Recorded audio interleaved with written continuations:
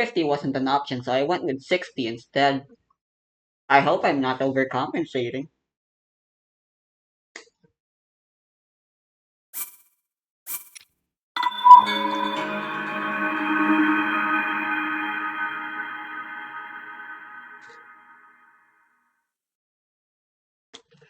I have that setting turned off.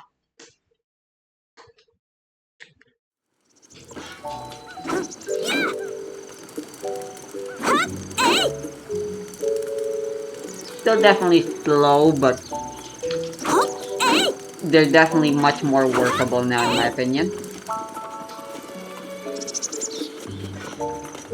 Also, default stamina recovery wasn't an option, so fast stamina recovery it is. Zoom. Again, with the delay, it already fulfills its job. Default stamina recovery at this point I feel like would just be a little inconvenient, the same as slow stamina recovery would be.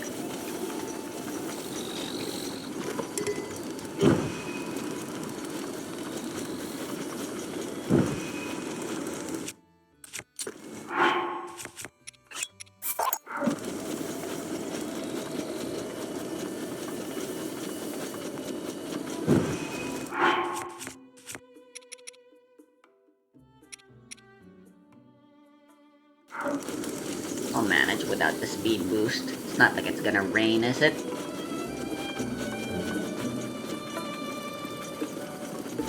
Foreshadowing is a literary device.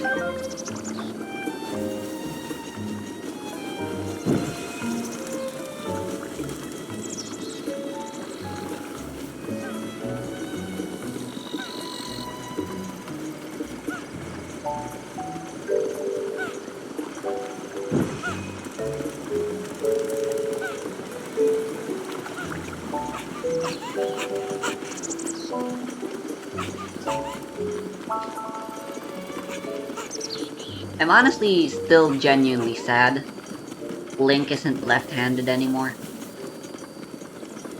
Some people joke due to the things you can parry that he's still technically left-handed.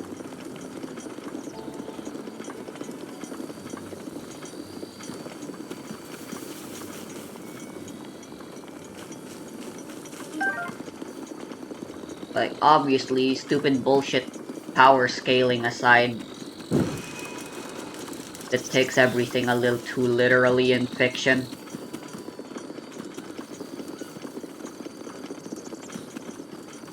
Am I the only person who feels this way? Probably. I feel like it was an important part of his identity. Although I suppose an important question, when did Link become left-handed?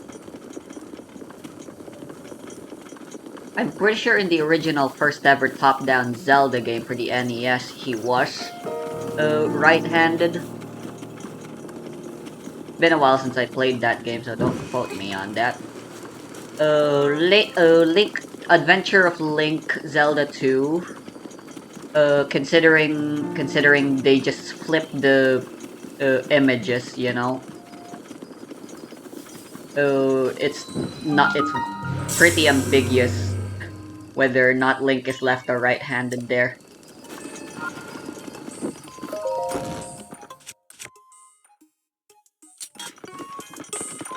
Oh, sticky. Mm.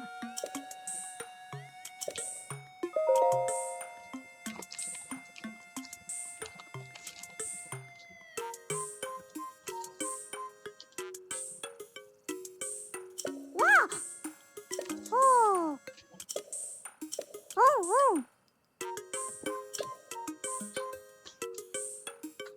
Man, everyone remember when Pyrrha was still tiny?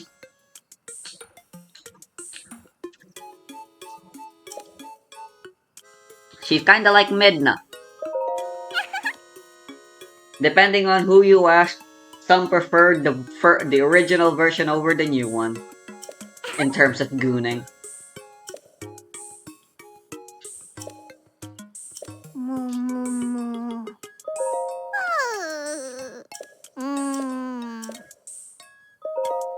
Homo. Oh. Wow.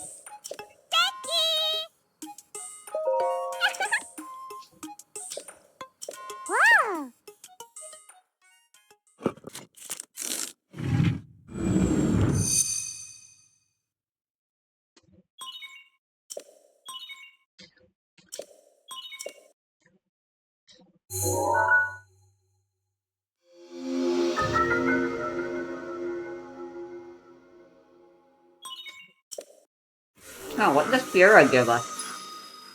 If the Sheikah upgrades are based on the soul system.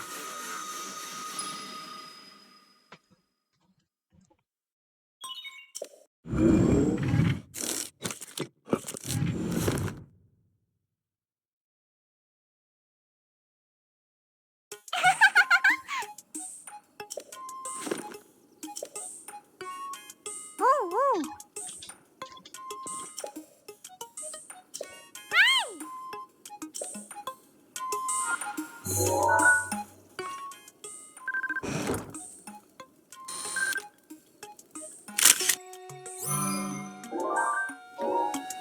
Becky.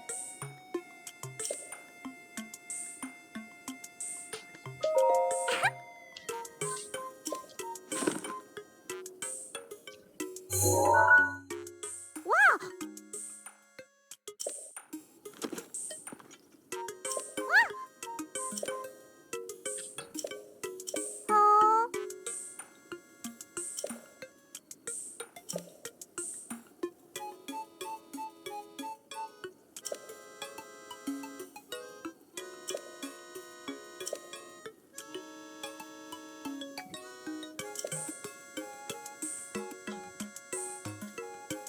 Oh.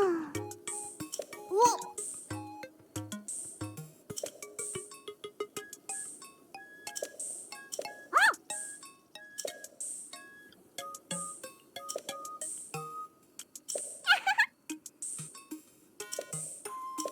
ベッキー Whoa.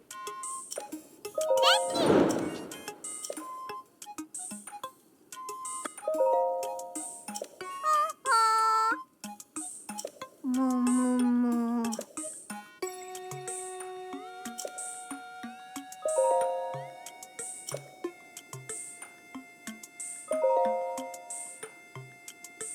Right, 50 ancient cores for the fucking Sheikah sensor upgrade. What? Oh.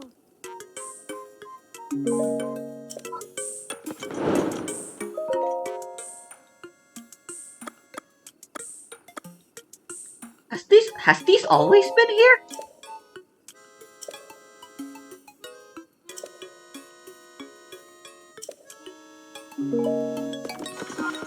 What the fuck?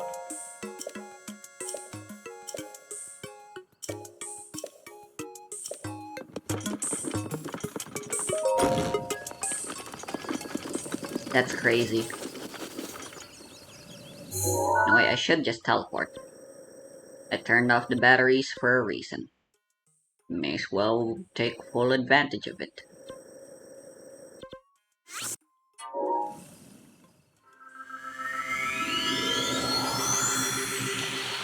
Weird.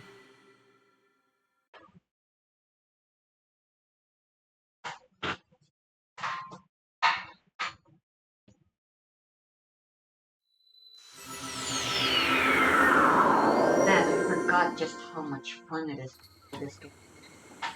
Oh my, how good it is at wasting my time.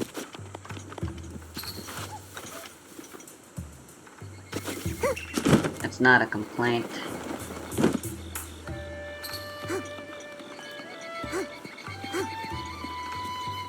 I remember there's an 8-fold blade here. A guaranteed 8-fold blade. Yeesh.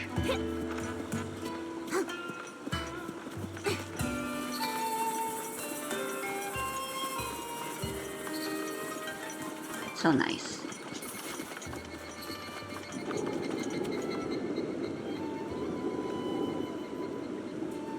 Hmm. Is it here?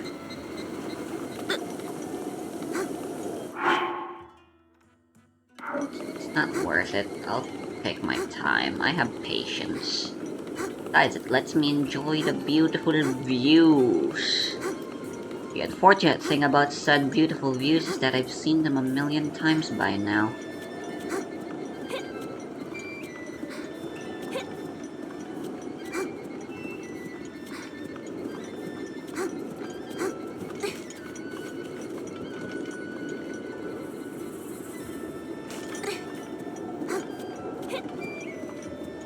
Yeah, the delay combined with the fast stamina recovery essentially makes it so it's still the same recovery rate, but it's more meant for combat punishment than just exploration punishment. Whatever. Perhaps they removed it, I don't know.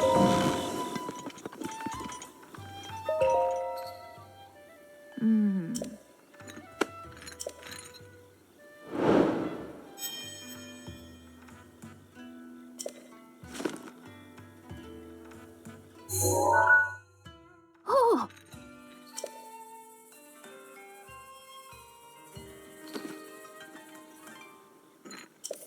Oh.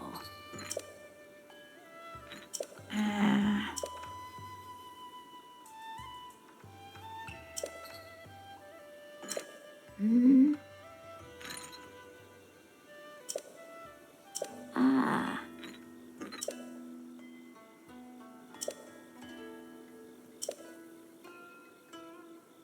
Hmm.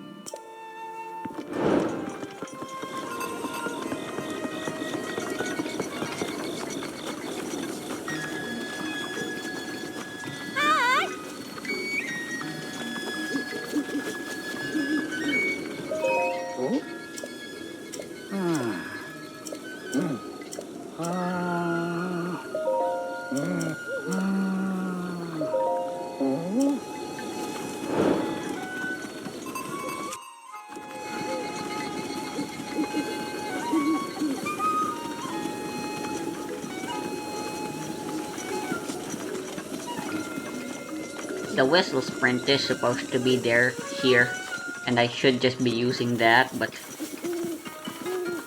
I wanted to try avoiding exploits and glitches whenever possible.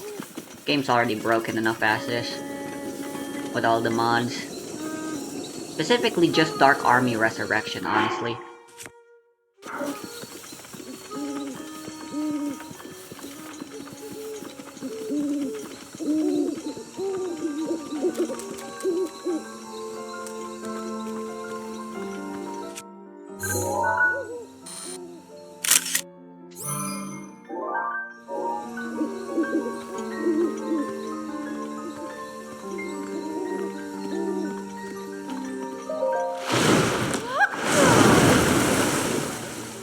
Ah. Hmm?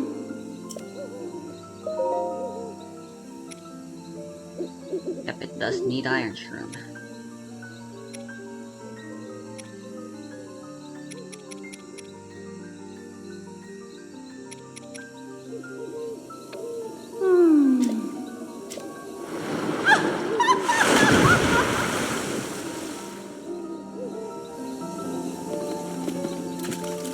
Man, I want the Barbarian set already. Permanent attack up where it's at.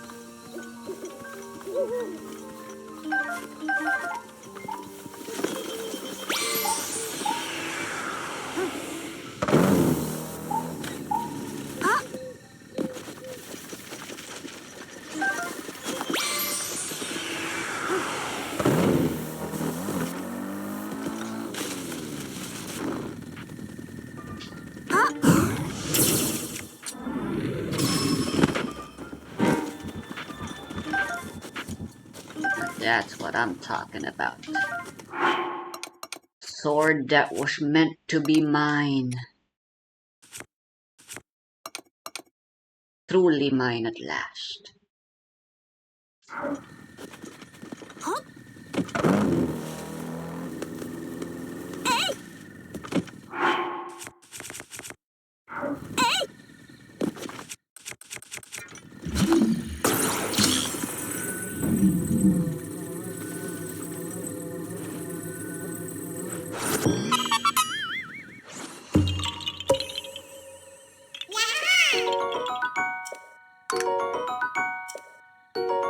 Ooh!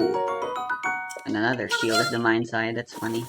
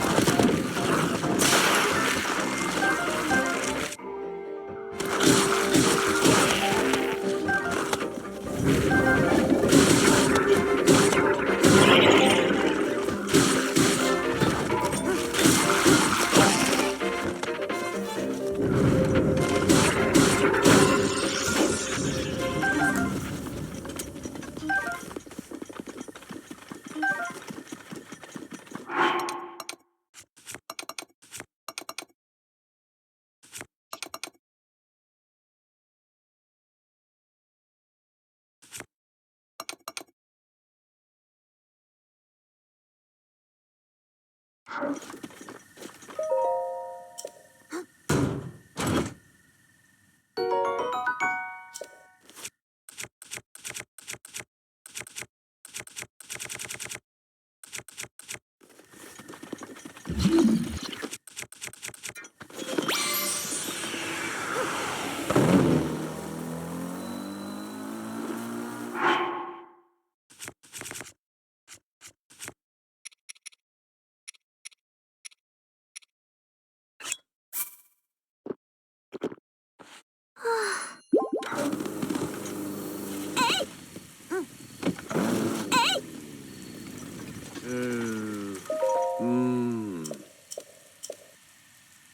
Oh? Hmm. Hmm? Oh? How'd they even find that out?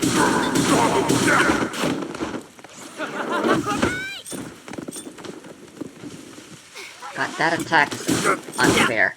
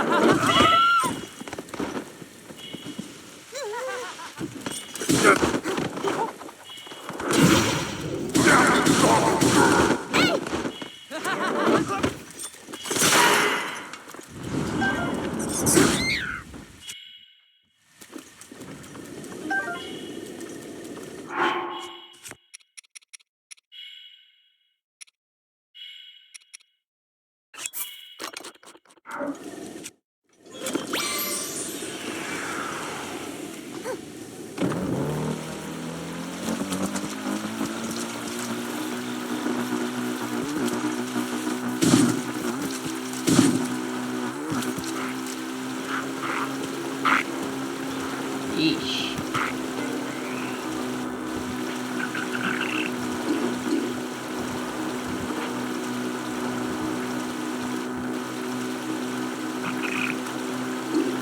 Auto pathing being off really does suck though.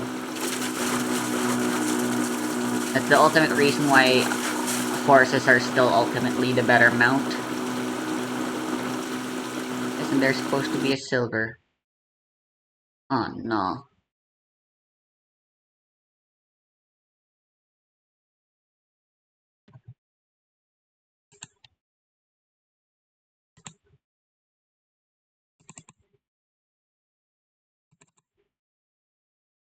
Of course it auto saved so close by too.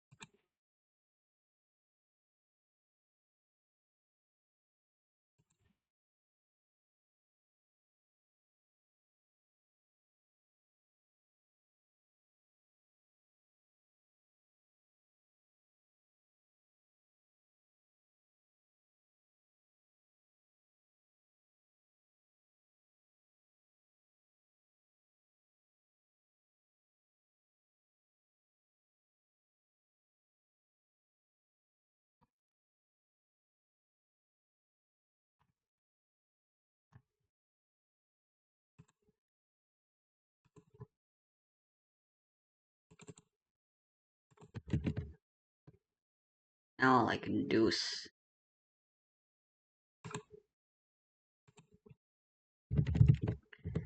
is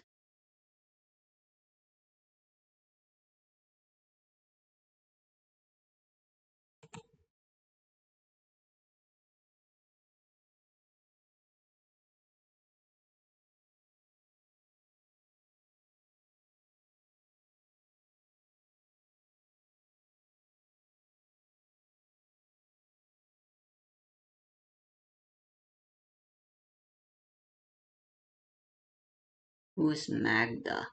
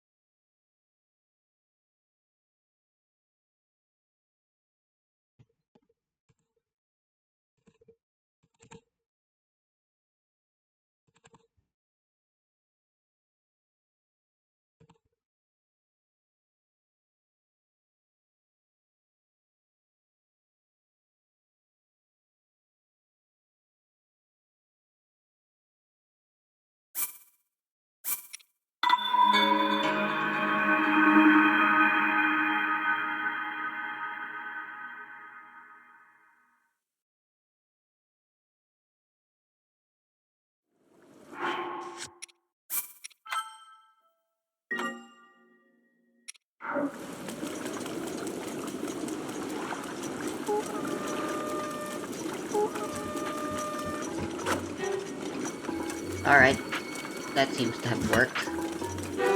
I sure am glad I kept manual saving a thing. Yeah, I'm never gonna be turning it off.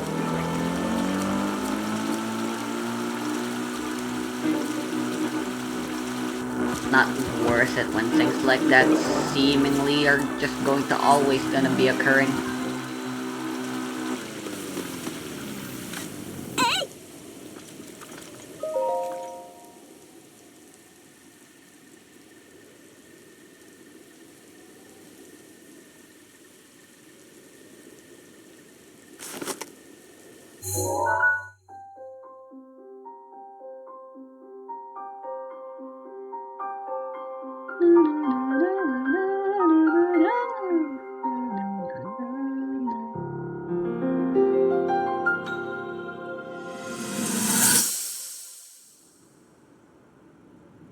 Yep, don't care.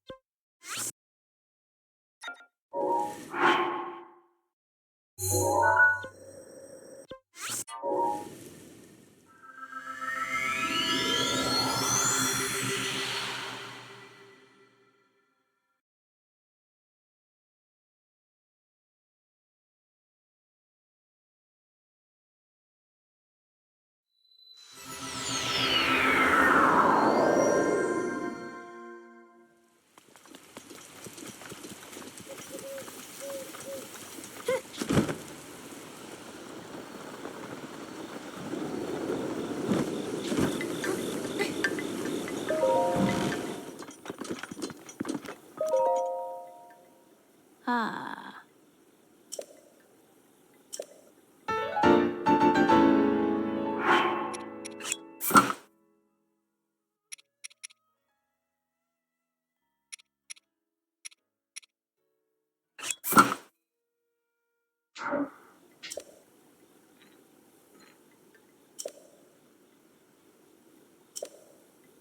Oh.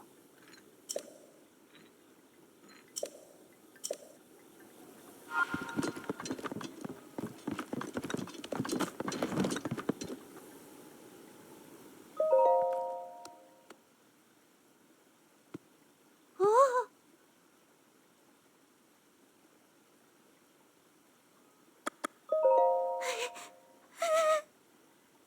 Oh.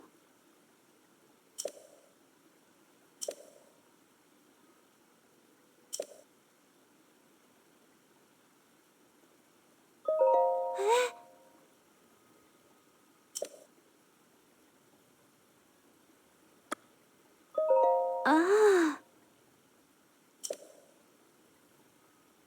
Hmm.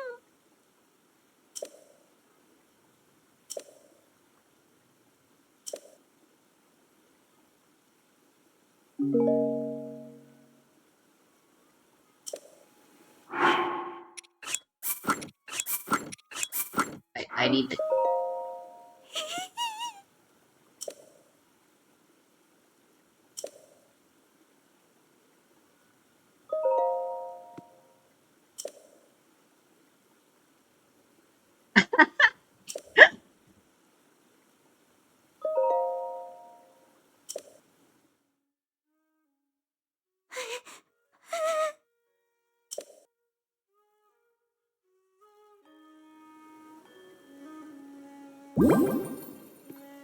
Hilarious. This is one of the few rare ways to get yellow hearts because rebounds fucking uh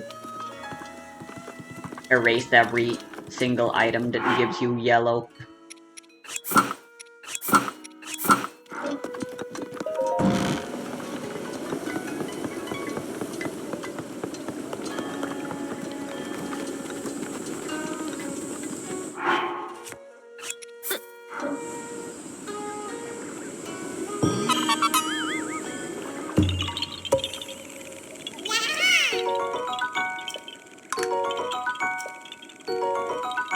Money!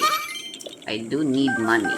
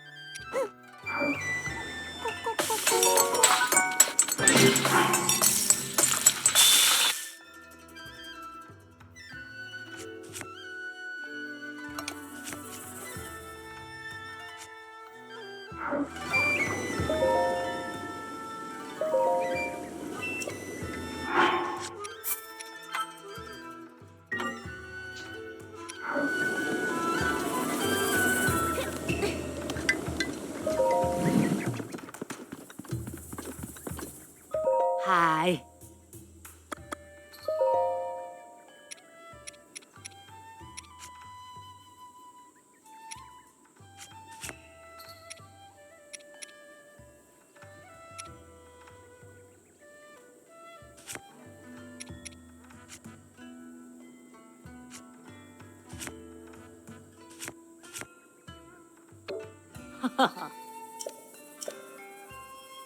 Oh.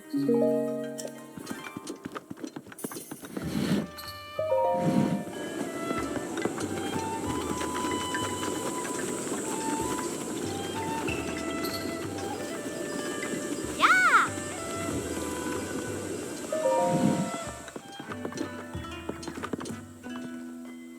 Ah, it's only 100.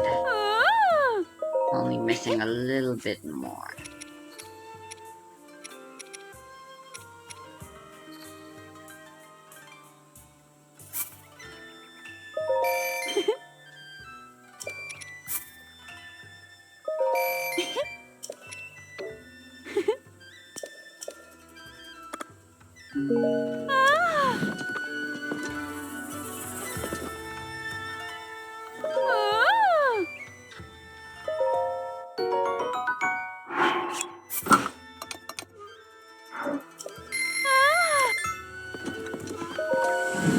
This will be easier to upgrade compared to the knight's suit, along with the champion's tunic.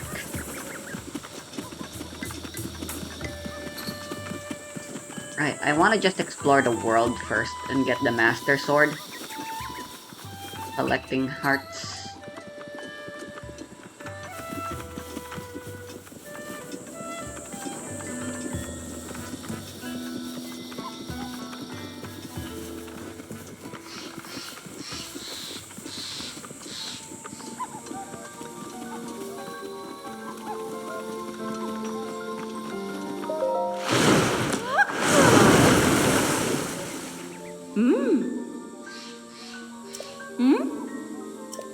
Really? I need acorns!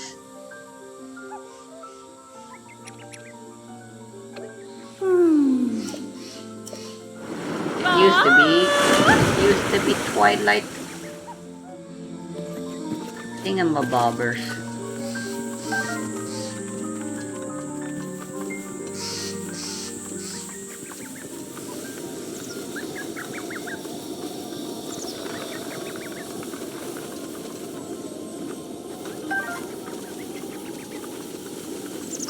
Twilight silent princesses.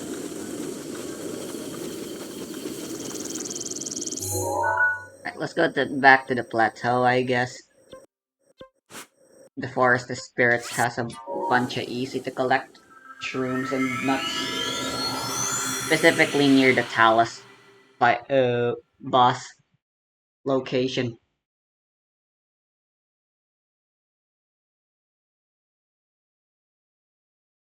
for the shrooms. As for the nuts, we're kinda just improvising.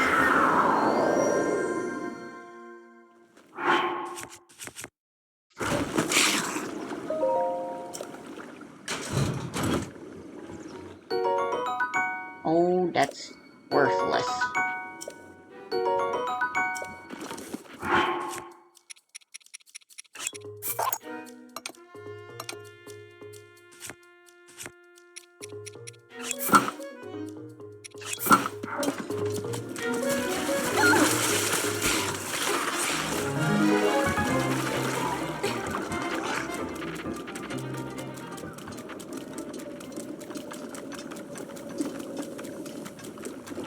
May as well fight the Talus. I have the sledgehammer.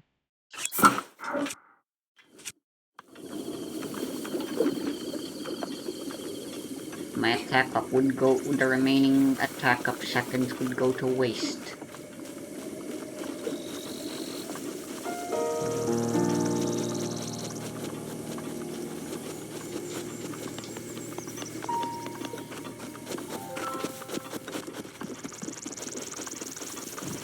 Panic Blood Moon. Well, doesn't that suck?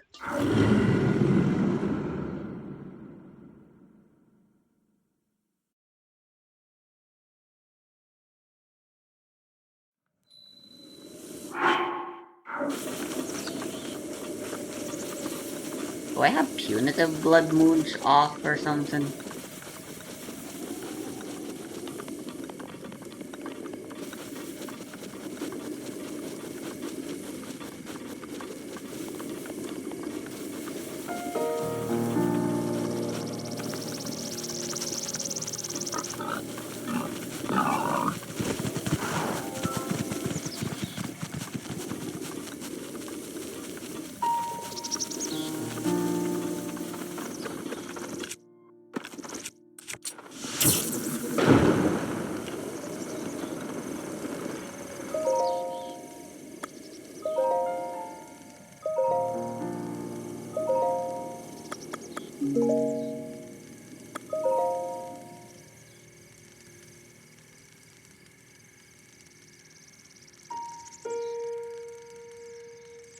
Yeah, it's disabled by default. Huh.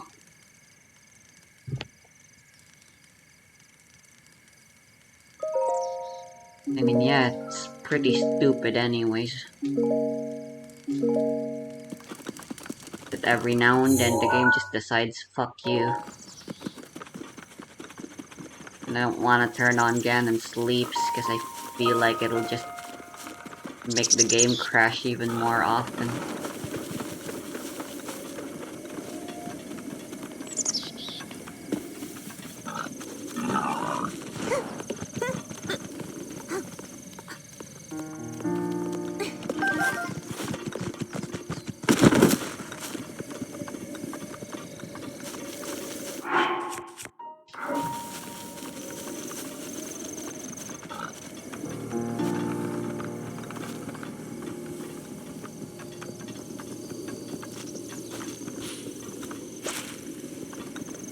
Where are my fucking nuts?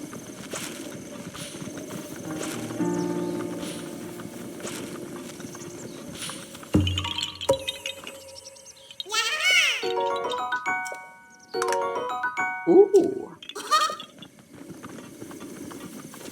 Why are there so many Zora weapons?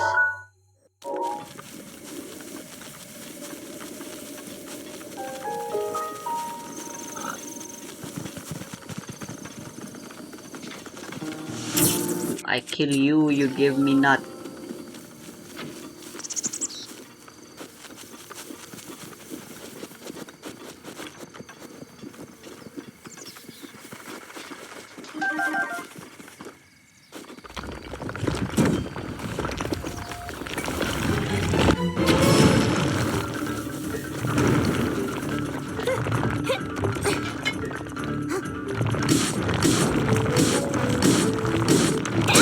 Oh sure, the weakness of this guy is fucking...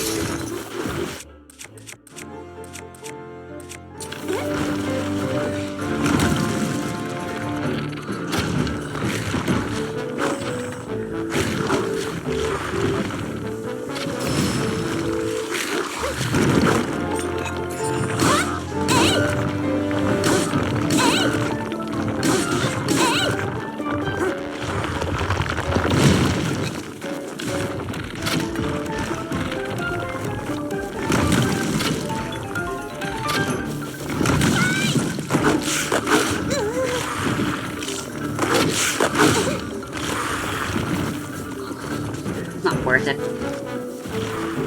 Time to cut losses and just run.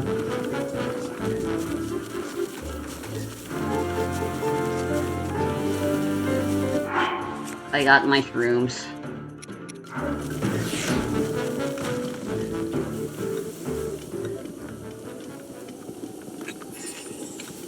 Let's just go back to nut busting.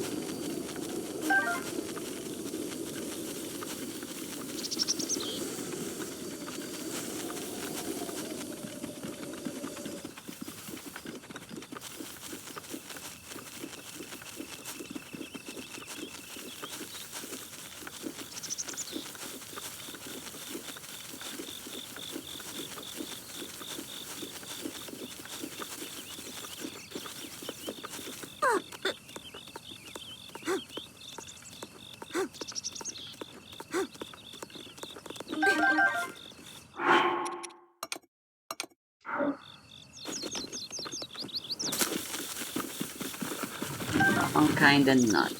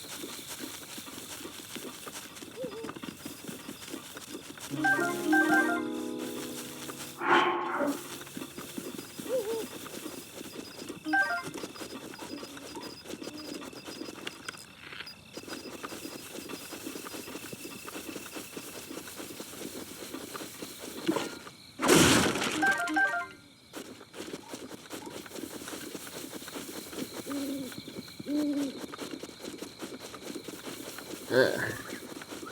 I remember this spot.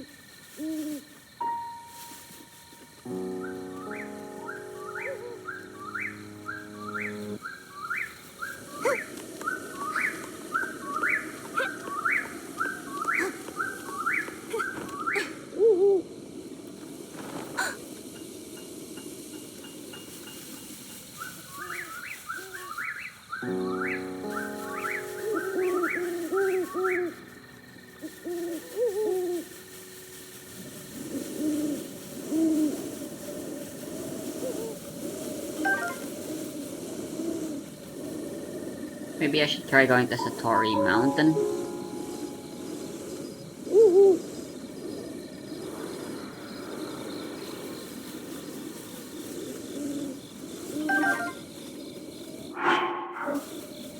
Oh my god, just one more. Why did I ever think anything was okay to eat in this game?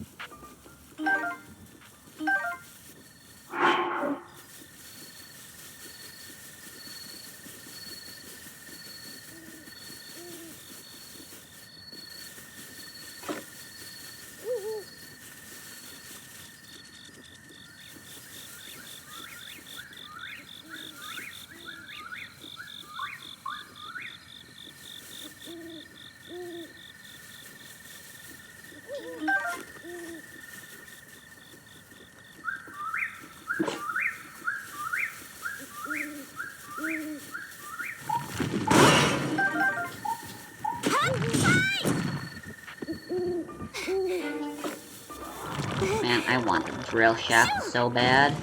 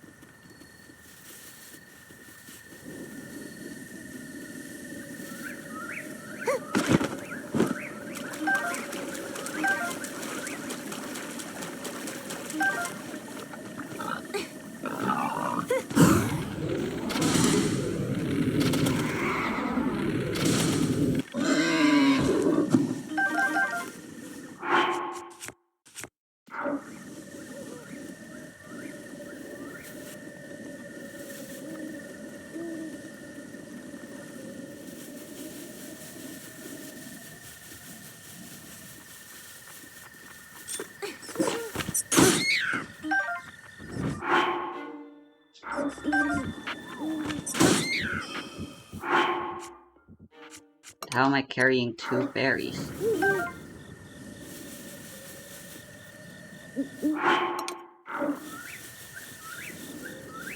I thought my limit was 1.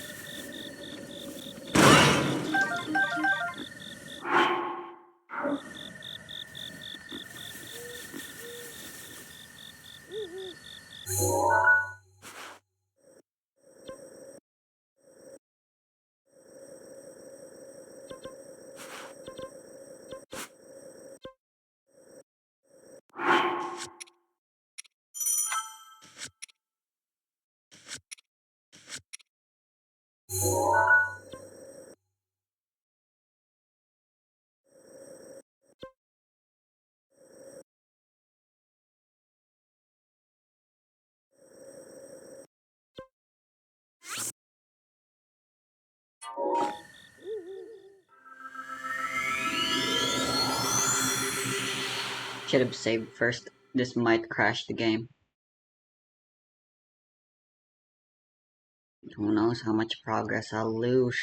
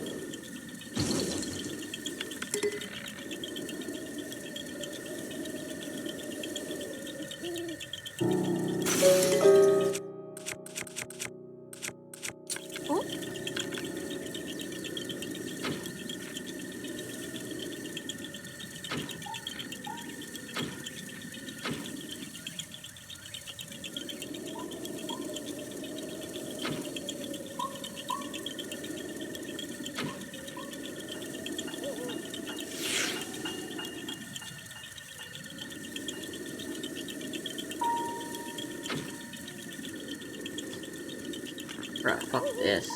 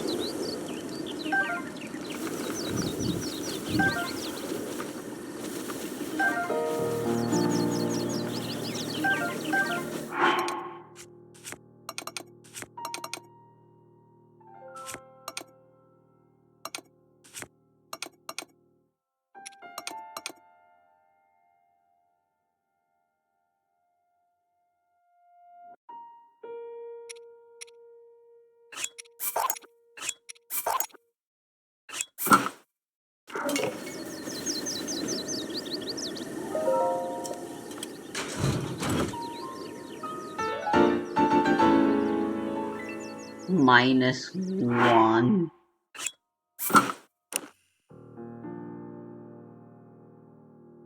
That's kinda hilarious.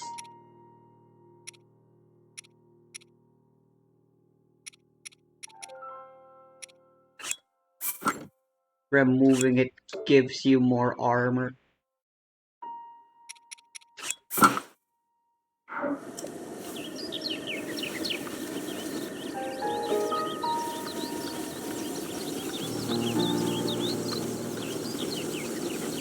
Probably just sell it, right? The ferry upgrade cost is a little much. As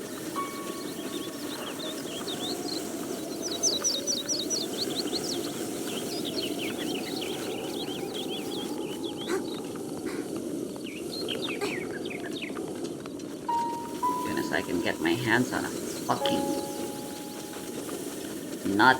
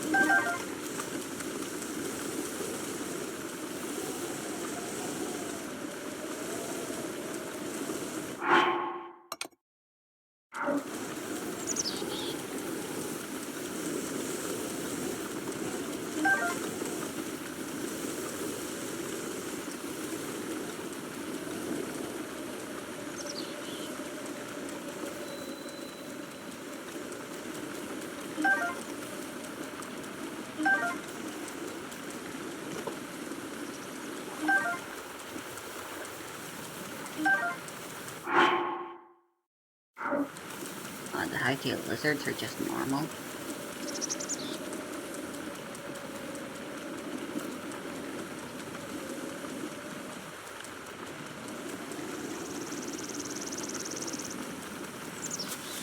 There it is.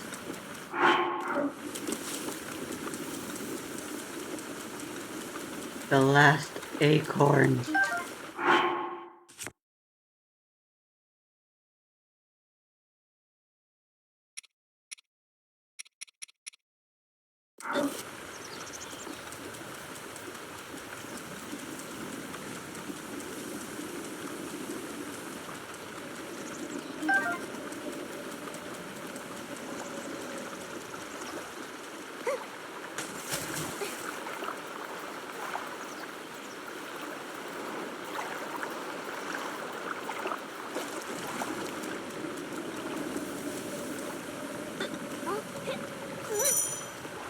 Eh?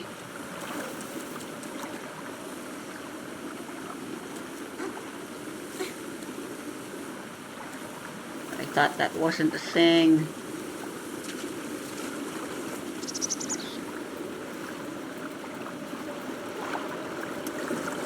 Re-murder.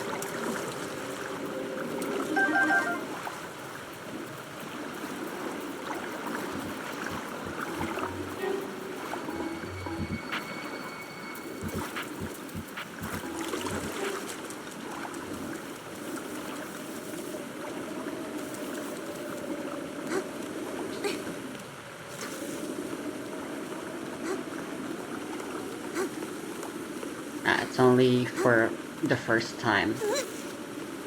Okay. It's it is a lot more infrequent. And it doesn't waste stamina. It still wastes progress though, but very tolerable. Very doable.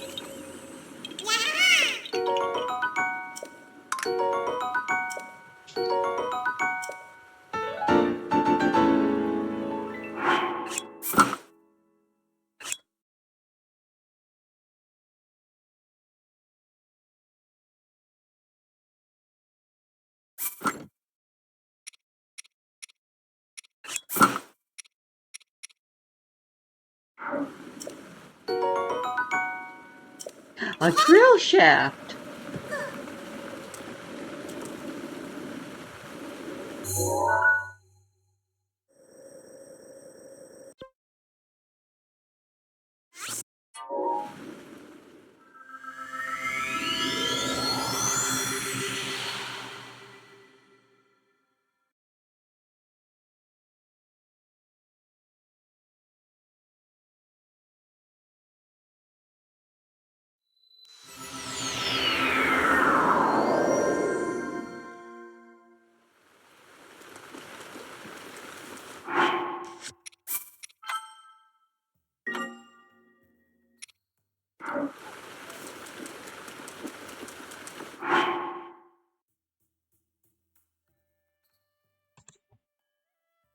I forgot about armor revamp messing up with some of the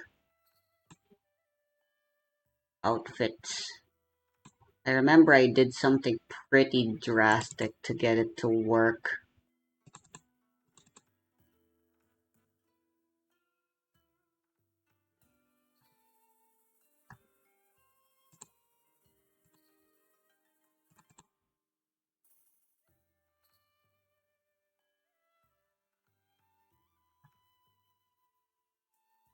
Did I just delete the textures or something?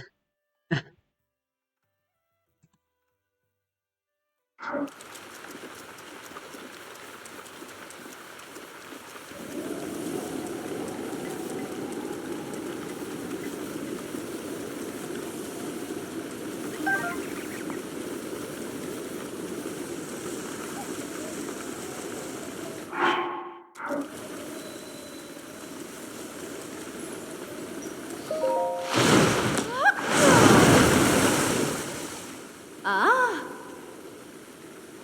Mmm. It goes from -1 to 4 immediately.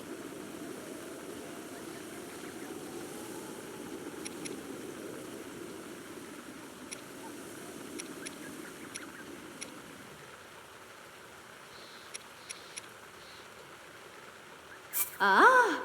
Sure. Mmm.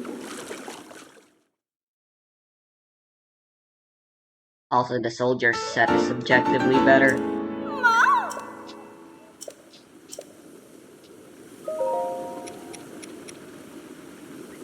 Oh, key swing.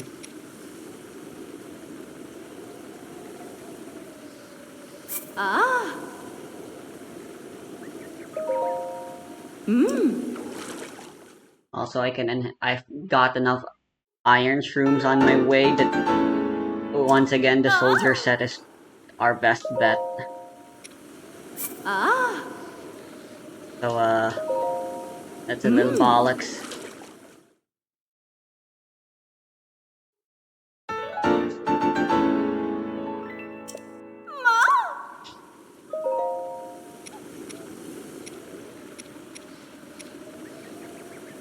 Ah. Mmm.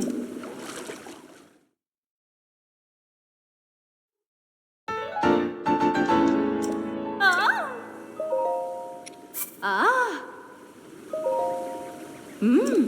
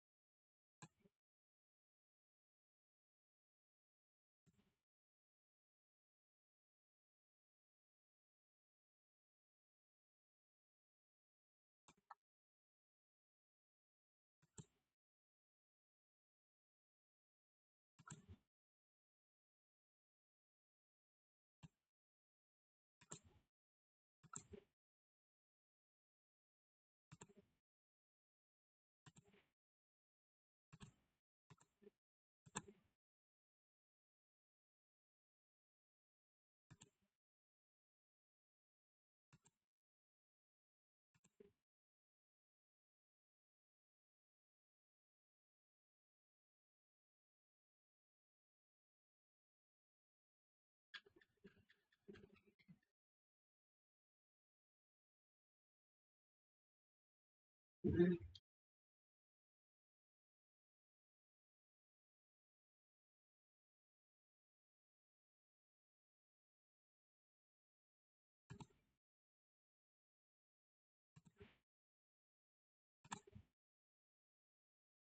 Before I resort to anything drastic,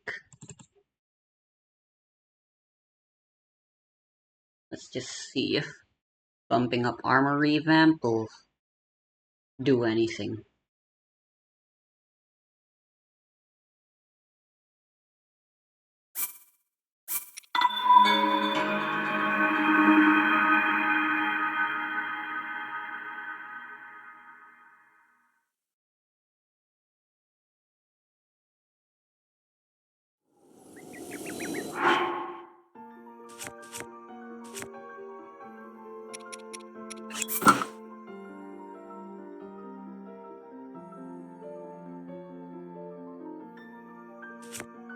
Hmm,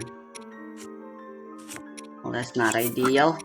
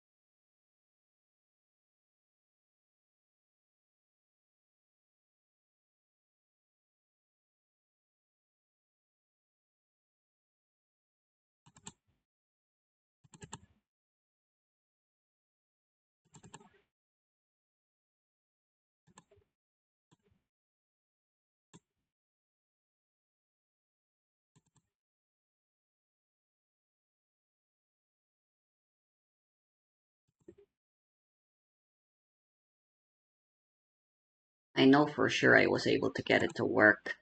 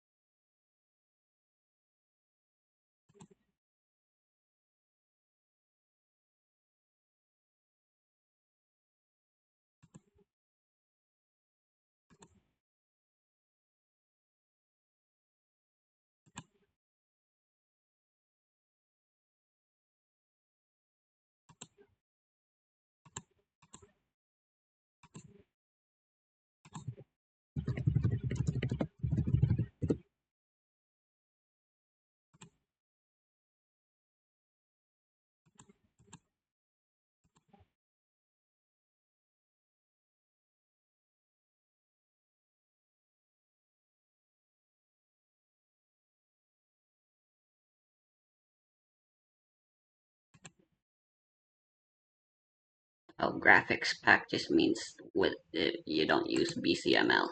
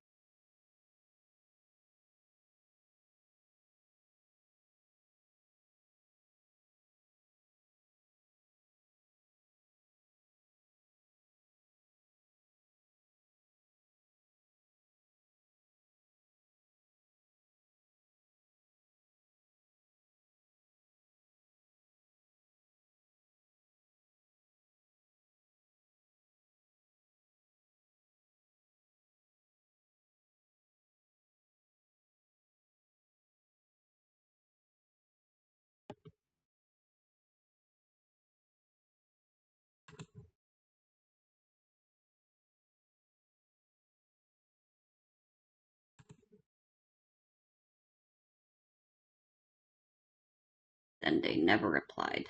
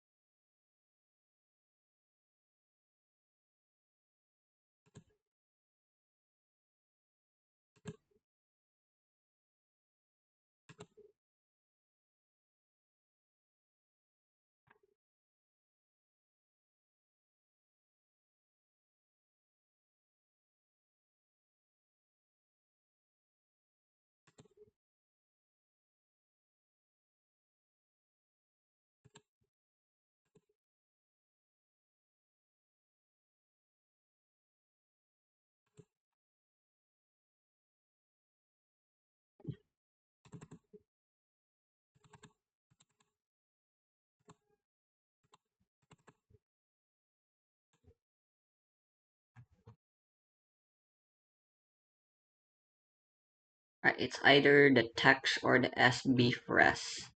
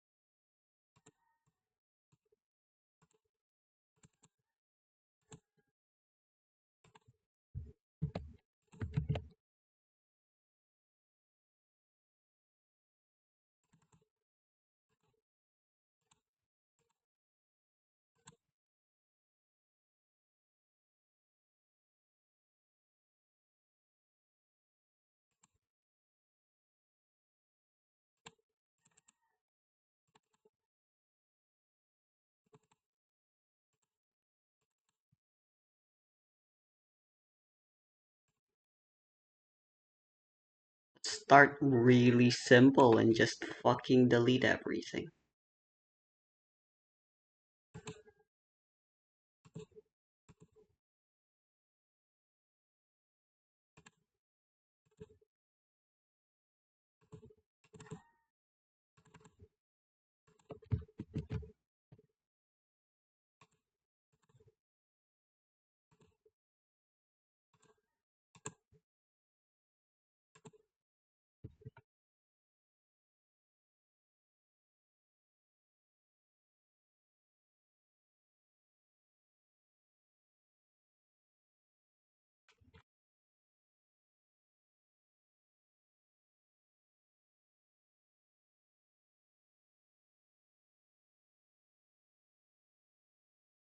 There are no models to change, then there will be no problem.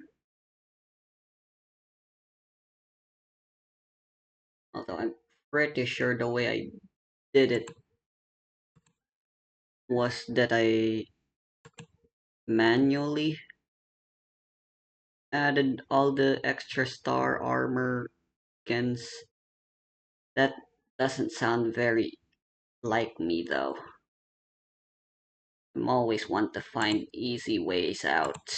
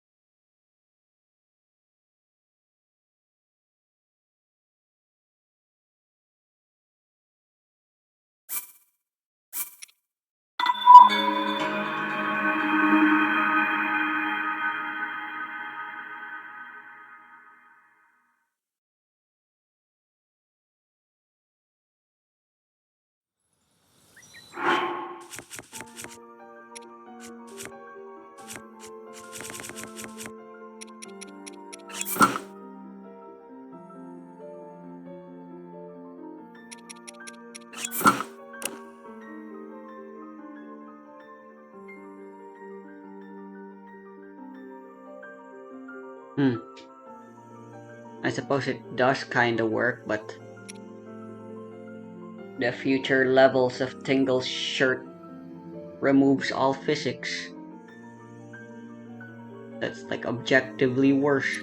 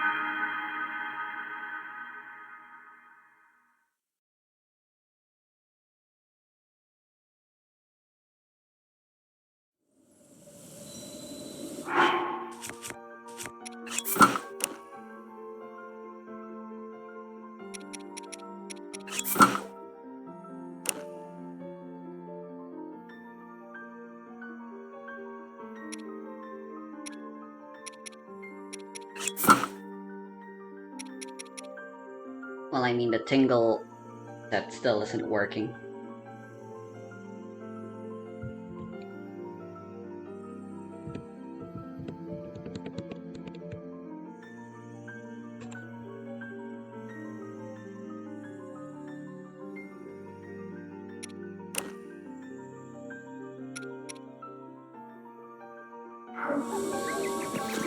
That's honestly kind of depressing.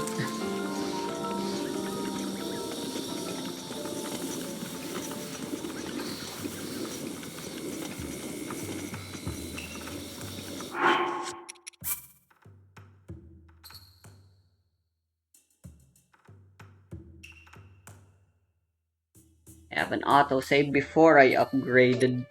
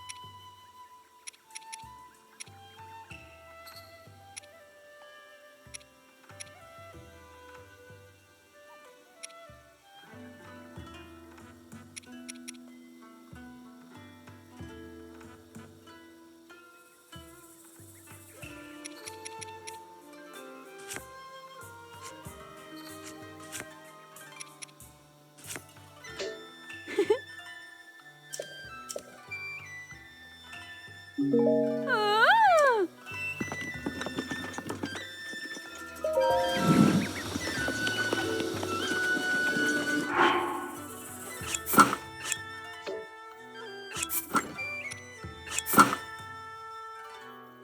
A problem for future me to solve, I suppose.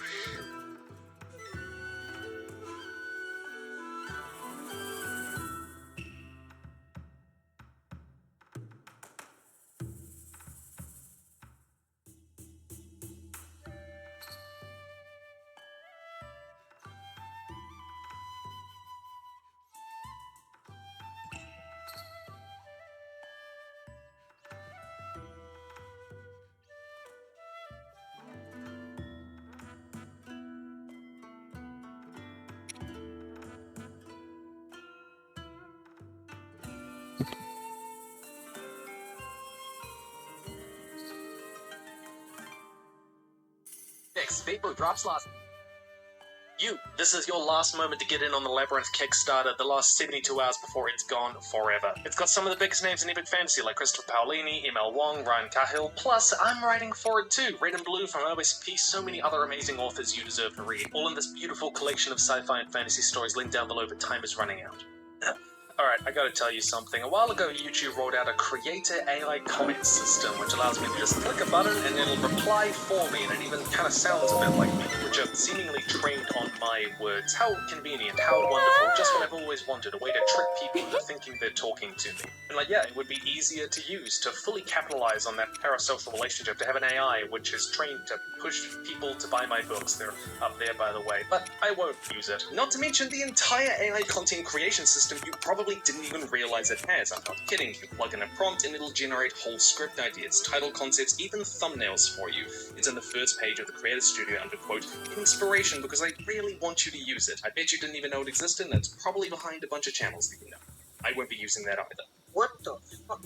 This piece of shit. At the same time, YouTube itself is laboring under the growing strain of AI-generated content, AI thumbnails, AI scripts, AI voiceovers, AI upload schedules, whole AI channels. Some of them you might not even realize are AI. You've probably watched a video for the last while without knowing it is. Not because they're good, but because they're good enough, and because they're incredibly difficult to weed out, and people don't care to, and companies won't either. I am morbidly fascinated by people who use AI to write fiction, and I came across this one comment in a community of people who use it, which genuinely baffled me. Reading, in the past, writers have mixed plot and prose in their minds because to get to the plot there was no choice but to write prose. But with AI, we can separate plot and prose. Plot is the message and prose is the medium. Plot is 10 times more important than prose, yet without AI, writing prose took 90% of the time. Prose here being like the actual choice of words and writing out the sentences itself. I've never spoken to a writer who views writing prose as like an obstacle to getting to the story, an obstacle to getting to the plot. And of course, every writer I know has a million ideas for the plot of books that they could write. But I can see why using AI would be easier in a weird sense. Not a few months back, a company launched with the pitch of being the Netflix of AI, and I actually joined the community to see like what they were doing and how it worked, because I subject myself to that. And basically, they trained an AI on, I think, Family Guy and Rick and Morty and Bob's Burgers, all these animated shows with kind of a similar look to them in a sense, and they can generate entire scenes now. You can put in your prompt into what is the setting and the characters, who they are, including real people like Obama and Eminem, and then you say if they have props or not, then you describe the action and kind of what they say, and then it just does it. Let's dance, baby. They didn't give it some feedback, it changes. But the funniest thing to me is that in their system, in their Discord, there is a button when you generate one of these scenes which allows you to get AI feedback or to AI crazify it to make it even weirder and different. You need discipline, a button called terminate. The human touch, let me tell you, discipline enhances results. So you've already got a system here where AI can generate a scene and then give itself feedback and then modify itself based on its own feedback.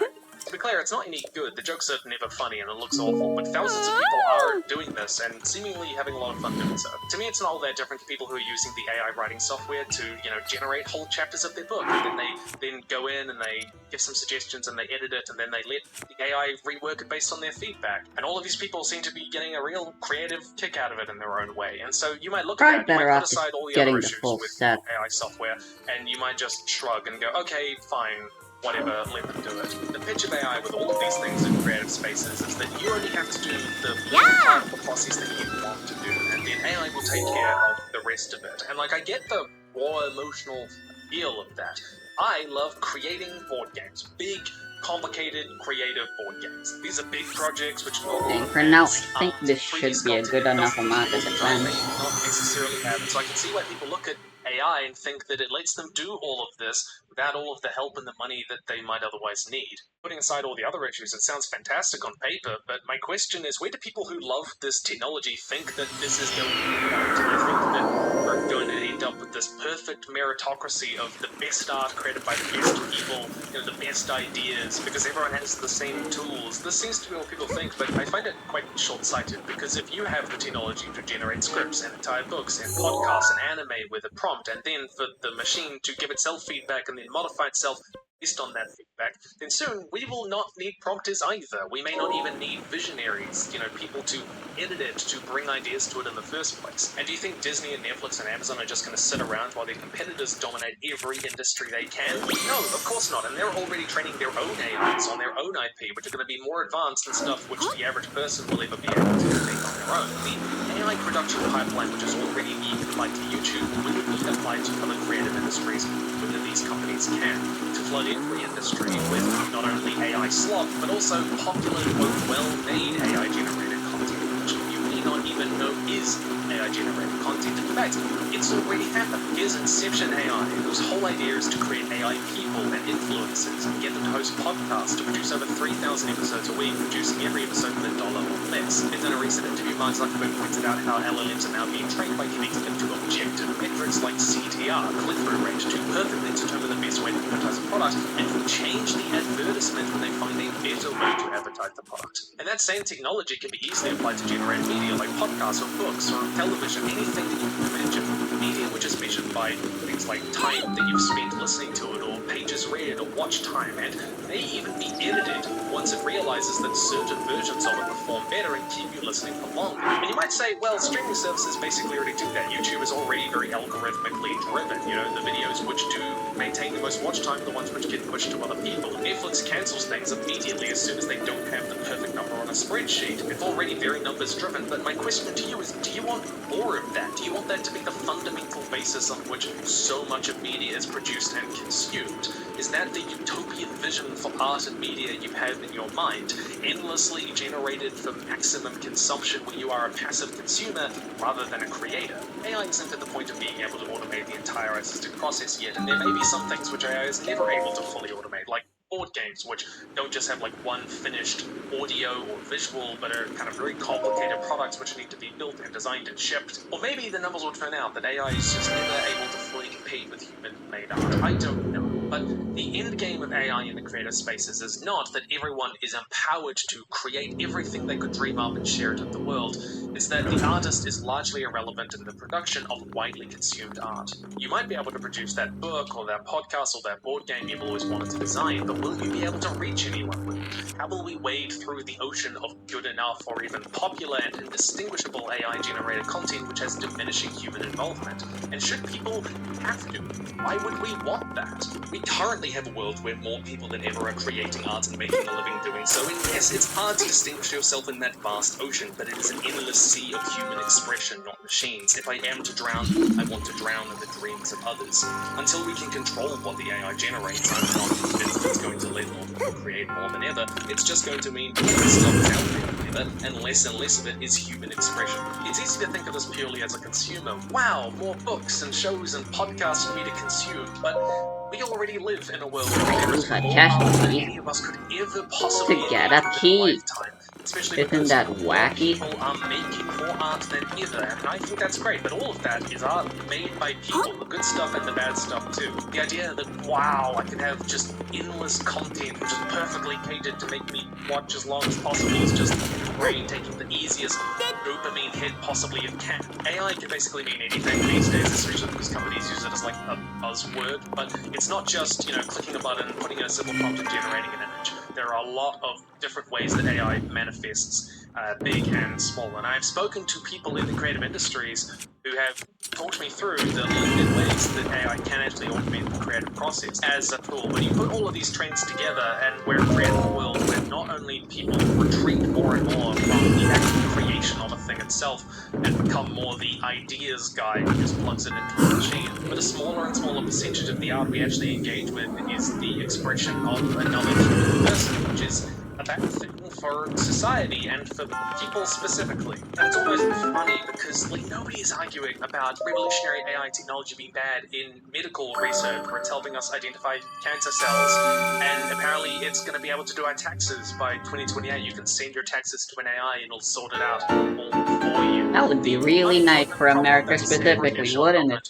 In this video, but LLMs are a remarkable technology with a lot of real-world applications which can really improve the lives of people and society and the human condition if we handle it right. The only place people start to realize this is maybe a bad idea is art, because art is human connection, it is human expression, it is us relating to each other and engaging in constant conversation about ourselves and society and the world. Art is us building our identity, both personal and community and national. It is cultural, it is everything about humanity.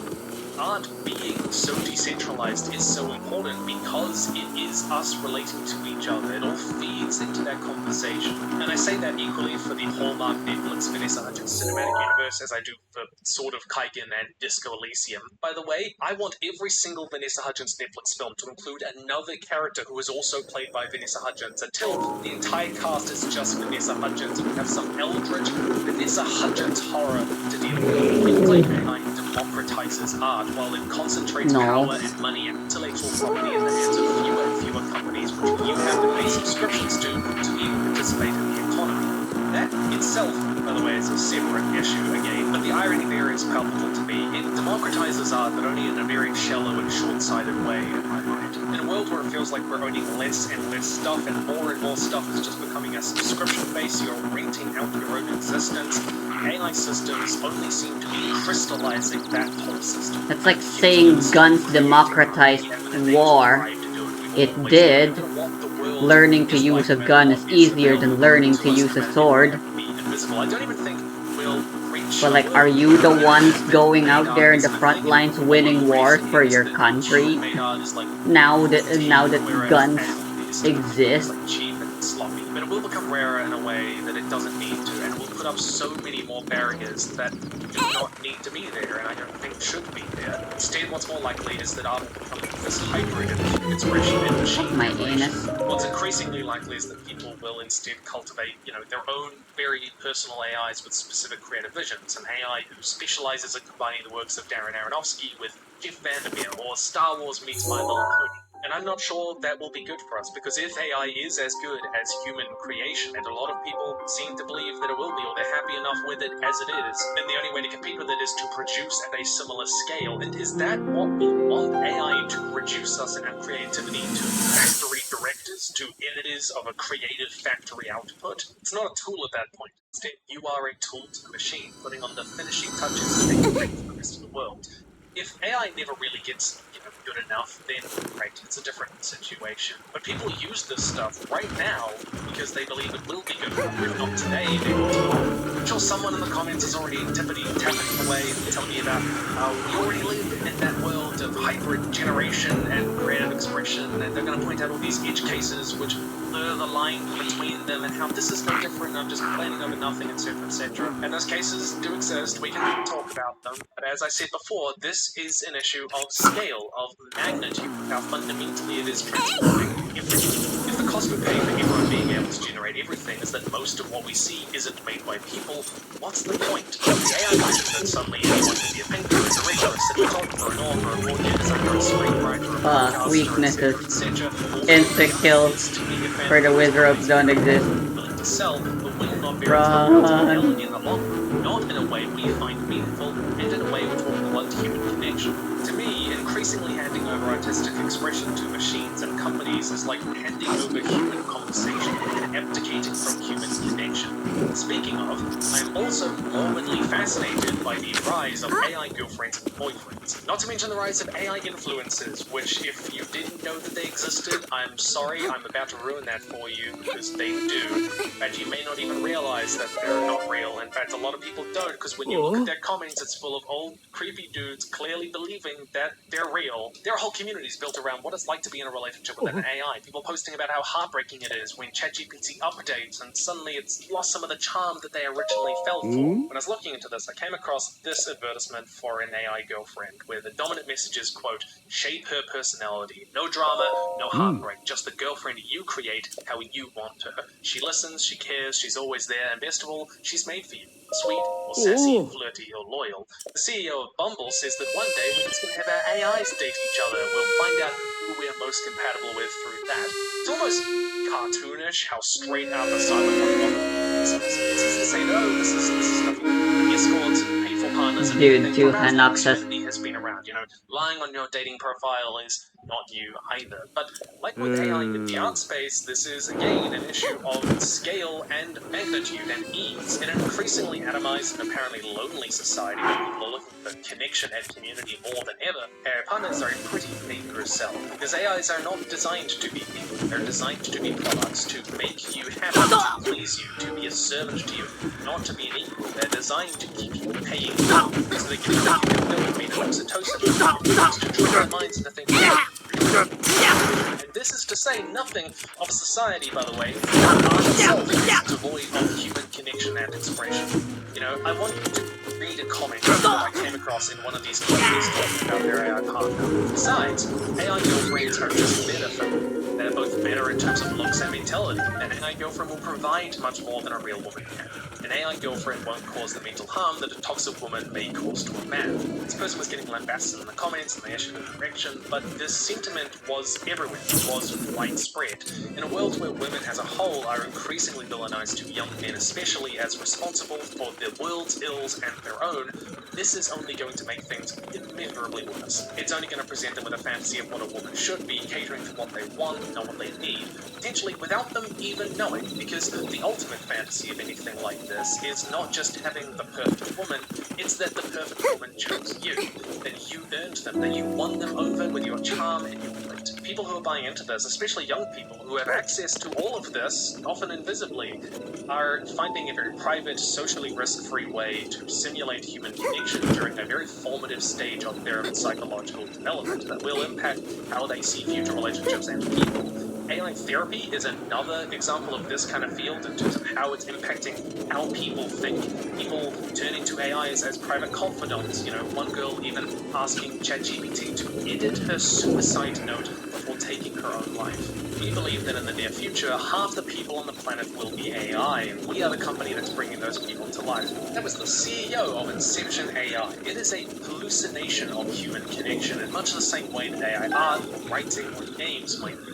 An illusion that humans are seemingly very willing to pull over their eyes because, like so much of AI art, media might be, it'll be good enough. It'll hit those dopamine receptors just right. It'll pull the strings of the weak human brain searching for the easiest but not the best thing for us. In principle, again, these are not new things. It is easy to look at all these technologies and see the real tangible ways that these can benefit people. They do exist. But as with all of them, this is an issue of scale. In fact, it's arguably the lack of scale which has helped us moderate some of these issues in the past. Humanity has basically invented the perfect ways to exploit the weaknesses of the fickle human brain, and we are defenseless against it. The human brain wants the easiest path. It is easily trained. This is not new to AI, of course. There's a lot of technology which is incredible and advanced, but which the human brain has leaned into unhealthily. It exists with social media as well, with sensationalist news, and people are increasingly aware that for as amazing as social media is as a technology, it is addictive and harmful to our understanding of each other and ourselves, and separating ourselves from it is increasingly important these days.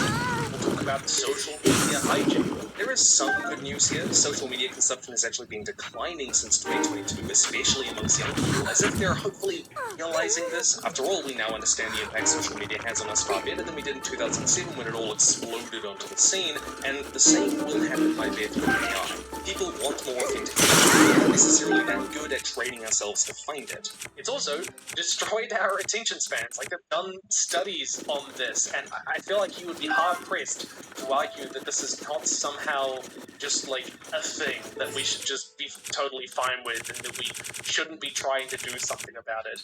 Especially because we have good evidence that when these things are operating on the magnitude and scale that we are talking about, it actually has dire consequences for us socially and politically. In 2016, it emerged Facebook's algorithm played an increasingly dangerous role in perpetuating genocidal propaganda in the Rohingya crisis in Myanmar. You've probably heard of dead internet theory, which used to be this kind of joke conspiracy about how all of the internet was just bots which were being used to, cultivate human opinion and thought, and you're not really interacting with anyone. But these days, that's literally just Twitter and Facebook.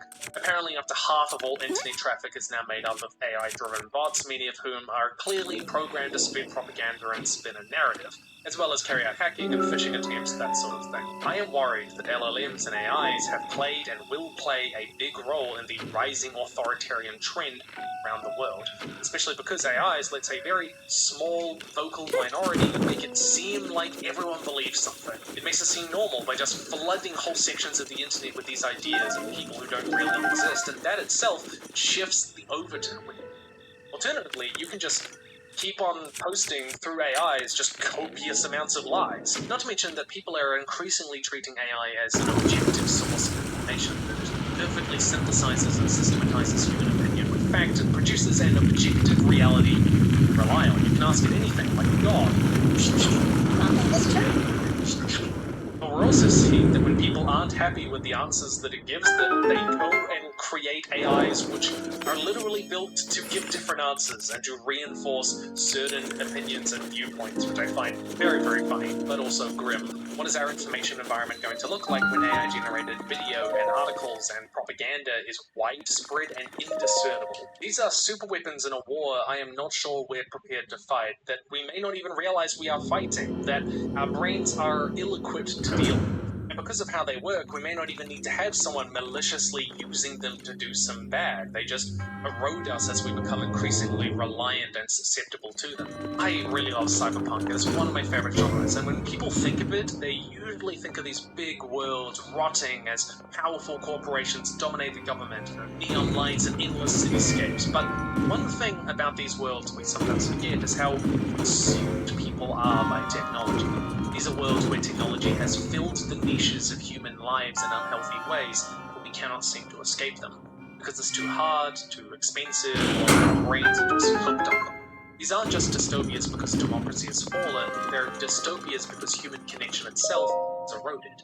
AIs trained on dead loved ones, cyberpsychosis, addictive memory drugs where we can live out the past over and over, algorithmically generated media designed to keep people hooked and listening and watching for days at a time. These are worlds where human connection has decayed under the weight of technology we are not fully equipped to deal with.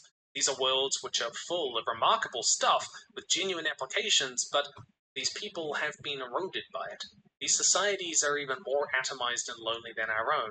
Part of that is that artificiality is a big theme in these stories. Artificiality of human connection and artificiality of the stuff we engage with, and the consequence of that. But I also feel like these are societies, these are worlds where if someone was really on this AI bandwagon, they would look at it and they would go, well, this is just a world with infinite freedom, to consume what you want, to do what you want. But this technology is perfectly designed to hack the human brain, our attention span, our dopamine cycles, and I feel like we do not know what that is necessarily going to do to us. I cannot help but see the problems of these cyberpunk worlds and people who become overly dependent on AI girlfriends and boyfriends, or who are completely sold the reality of LLM propaganda, or who see the artistic landscape more and more into AI. I really like Justin Bateman's description. One of the ways it's going to destroy humans, long before there's a nuclear disaster, is going to be the emotional hollowing out of people. The emotional hollowing out of people is very hard to define. It is very subjective. Everyone's going to be divided on what that looks like and how bad that is. And so in that, it becomes very difficult to do something about it. That is partly why these problems are so hard to address on any societal, cultural, legal level. I've been living in Europe and the United States for the last 2 years, and in that time I've had the privilege of meeting so many of human community. Human connection has meant so much to me. Humanity is not just something we're born, it's something we can use. When we fall in love with people who never existed, when we look after equity real people, we only cry for art created by no one. When we get our podcasts from empty shells, or us hollow ourselves out with cheap hits of dopamine helps do so. Some of these problems can be solved, some of them may never be solved. Some may just be the tax we pay on technological progress. That's how a lot of people see it. Some can be fixed with regulations, cultural shifts, people who are raised on social media have to relationship with it and can sort of see through it in some ways where we've learned and we've seen like parents on Facebook. If this dystopian vision never comes to pass, then I will be very happy. I'll be happy to say that. But if I'm right, this is something that we need to reckon with. We will need to develop like AI, media, hygiene, as much as we have social media, more of it than anything. All I do is to outfits, human art and human creation. I work with an artist, her name is Maria, who develops the speed What do you paint. mean If you want to Chica see throughout this battery? video and in other videos which I've made, she is fantastic. She also does the thumbnails. Absolutely adore her work. I love working with her. I love working with artists. It's one of my favorite parts of my job, and I love that I get to elevate other authors, their stories, and what they've created in videos and my work. And all of that kind of love that I have is where Labyrinth began. Labyrinth is a collection of stories bringing together some of the biggest Holy names in shit, English is the rest fantasy, of the like video Nolan, just an Brian ad? Cardell, even Christopher Paolini. We've got Nebula Award-winning author IGN, incredible and amazing, and you deserve to read it. So many writers who you either know or should know. There are lots of stories about fantastical creatures. There's a direwolf, a dragon, an angel, a giant magical jellyfish spreading aurora throughout the sky. That's my epic fantasy story based in a world where art is magic, and magic comes from these gargantuan creatures. But there are lots of other stories on other stuff too. Stories of fantasy and adventure and sci-fi and space. It's great.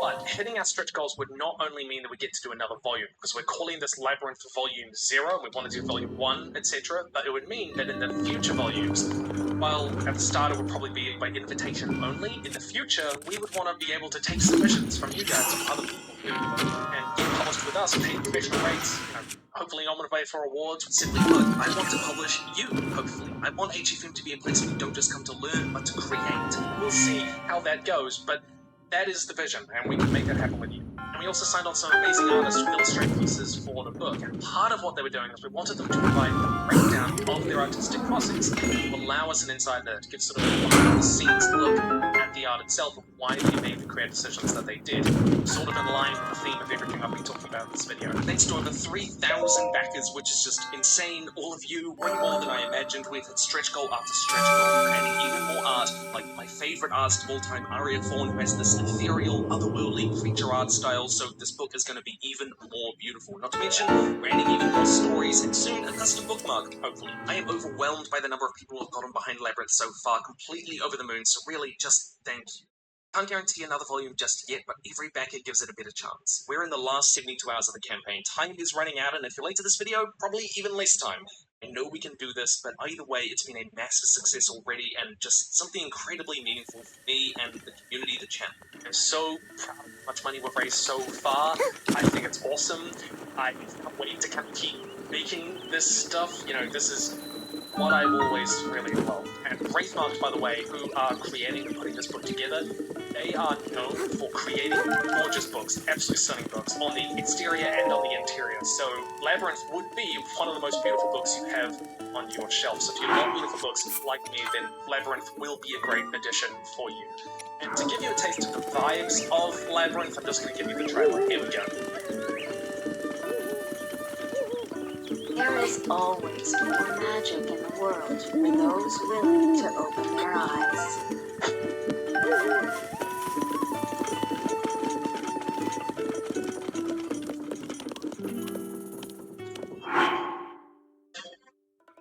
Stories of magic, stones, and mystical creatures.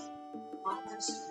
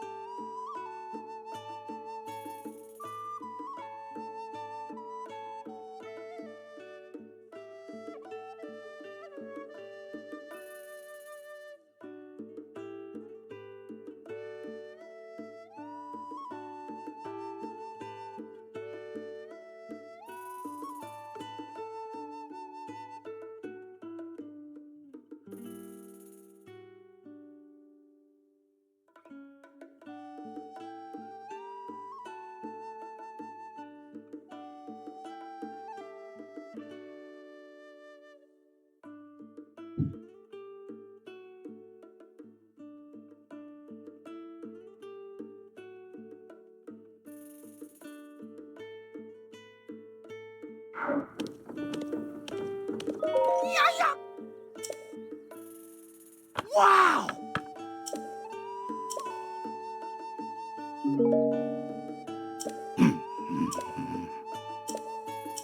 사!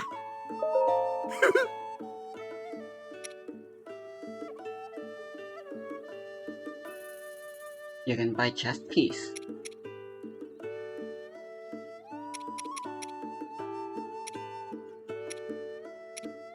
Oh, these are cheap.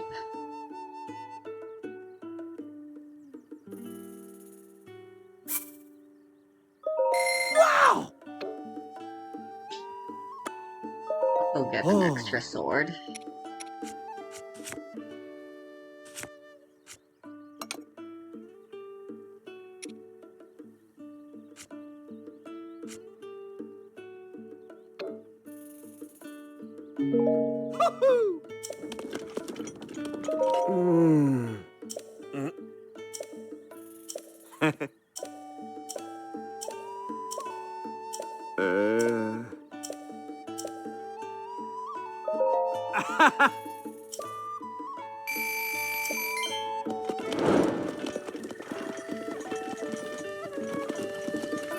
It's funny that you actually can just run away with his money.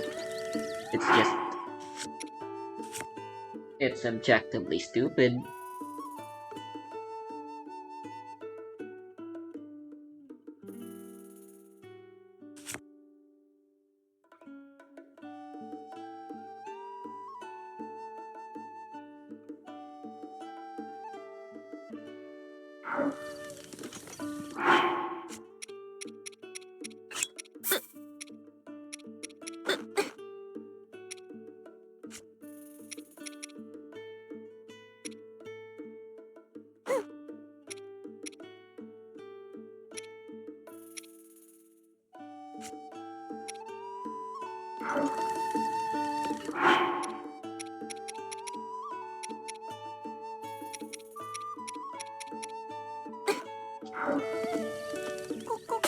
Me, Planet.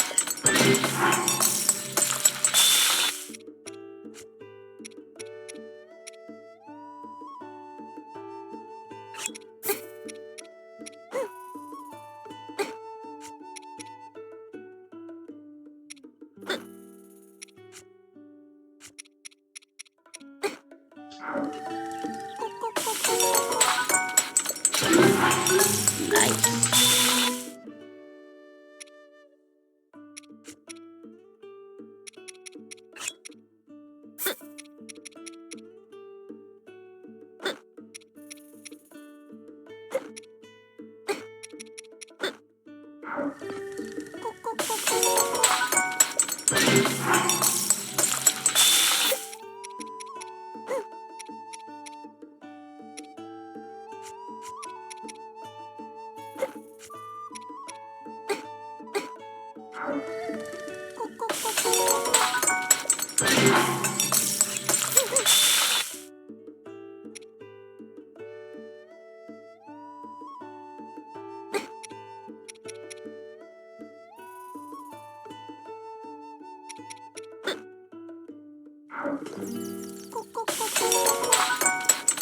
Only 3 minutes.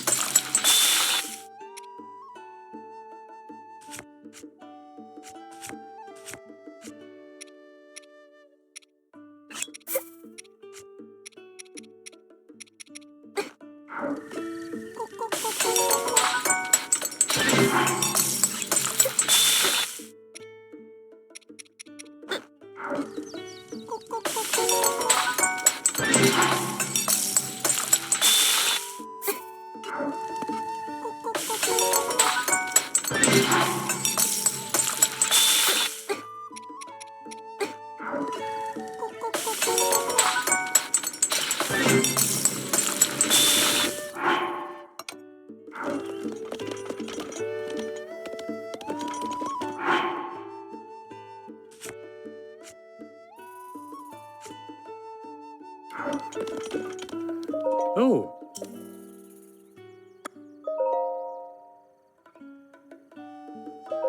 Oh.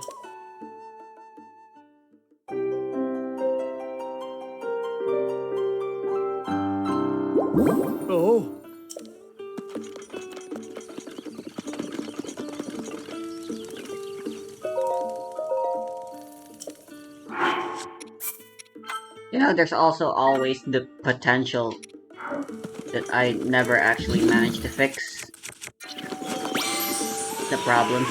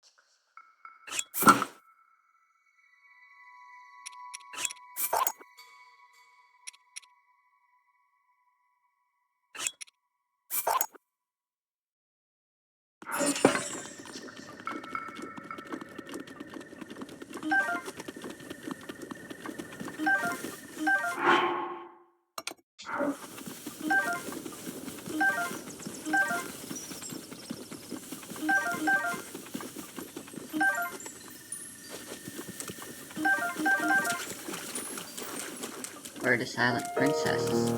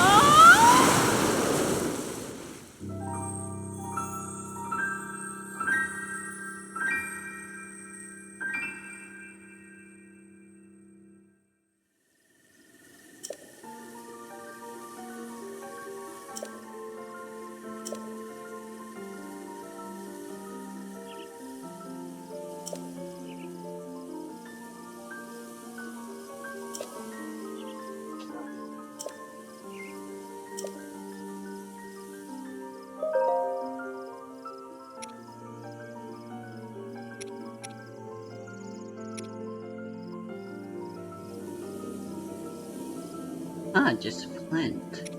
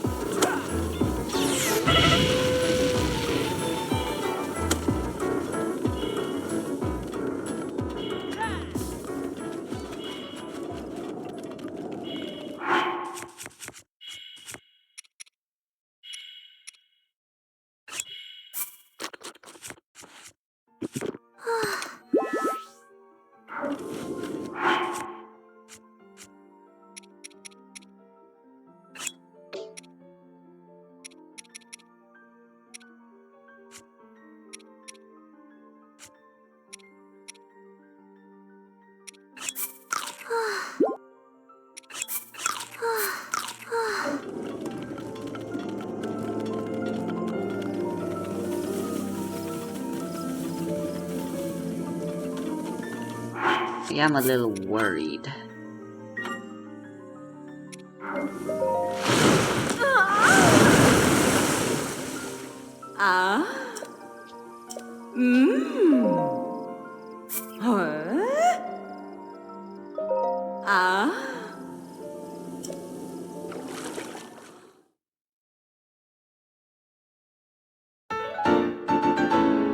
Huh.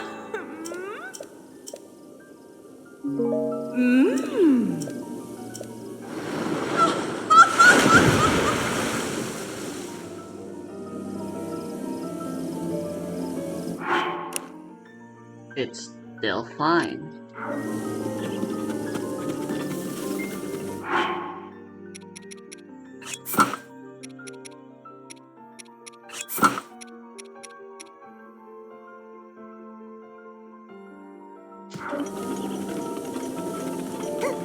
Obviously, the problem isn't whether or not I have add-ons on the existing Linkle mod, because the Tingle outfit is just default already.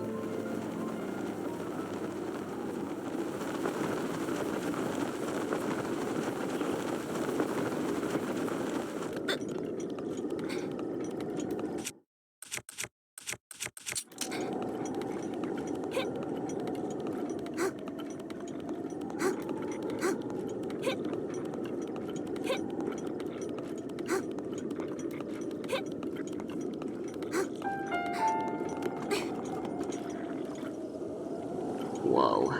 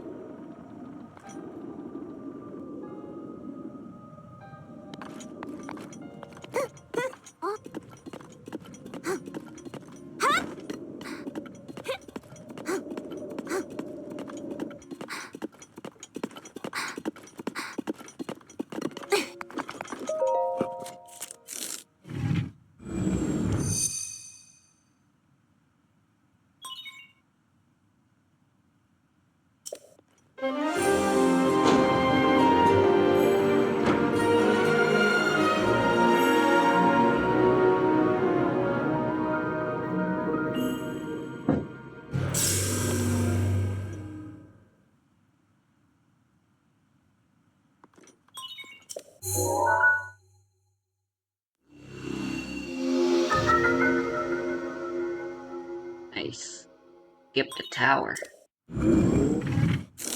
That tower's fast, though. Too hard.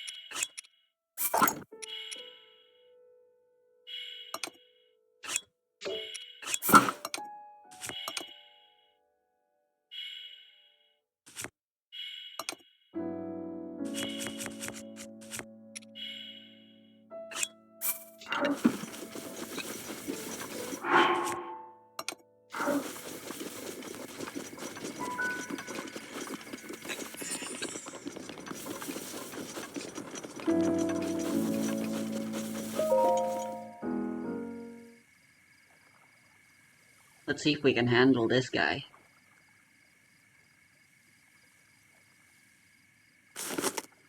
The rewards are oh so satisfying.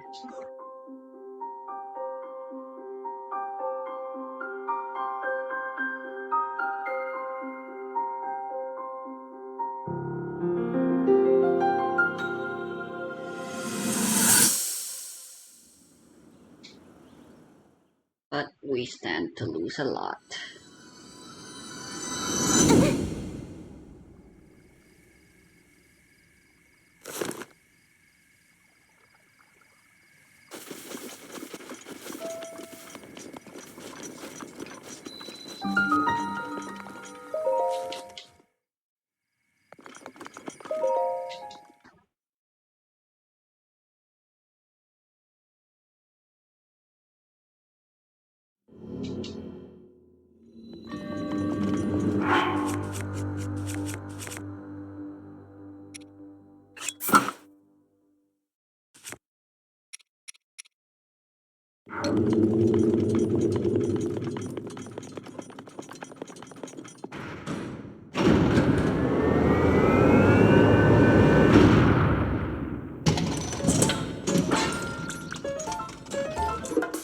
Oh yeah, I can't help but feel like this is a really terrible idea.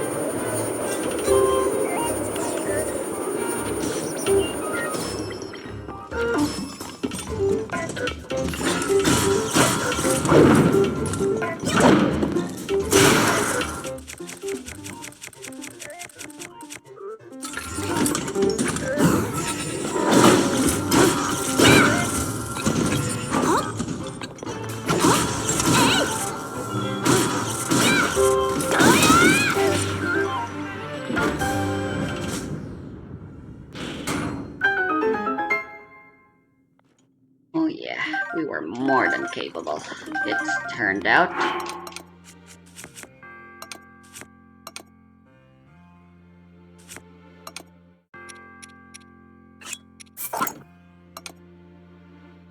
Now we've got some really strong weapons. Did we ever need them?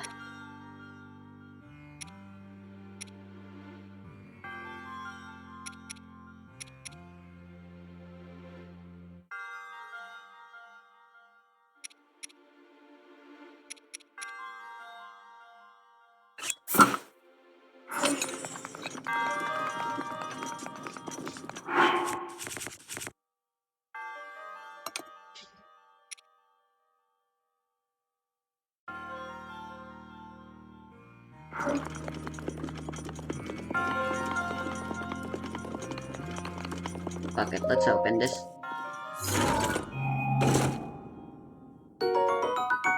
Not bad. Not bad.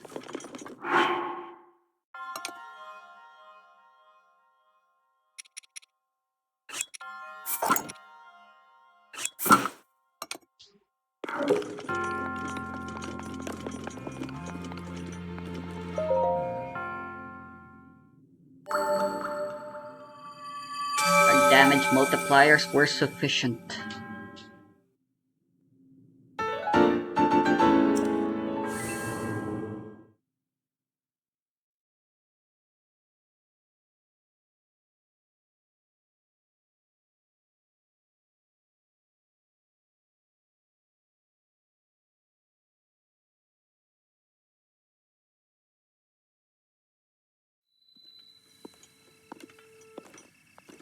The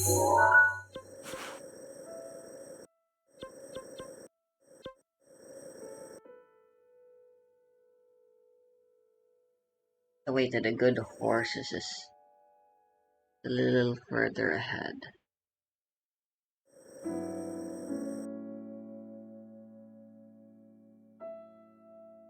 I want to go for the Lost Woods already, though.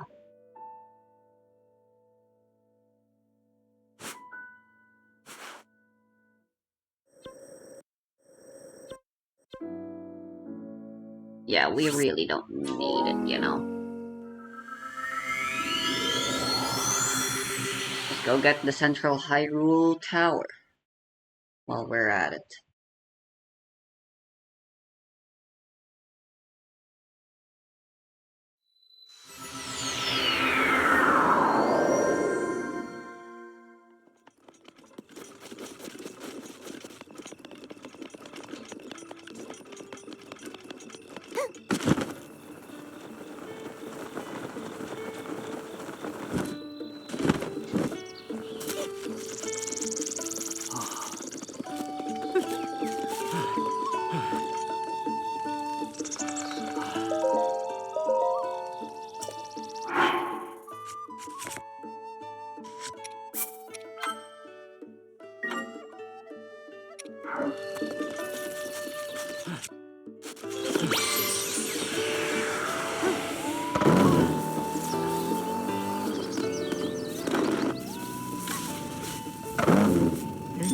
Hey! Sa!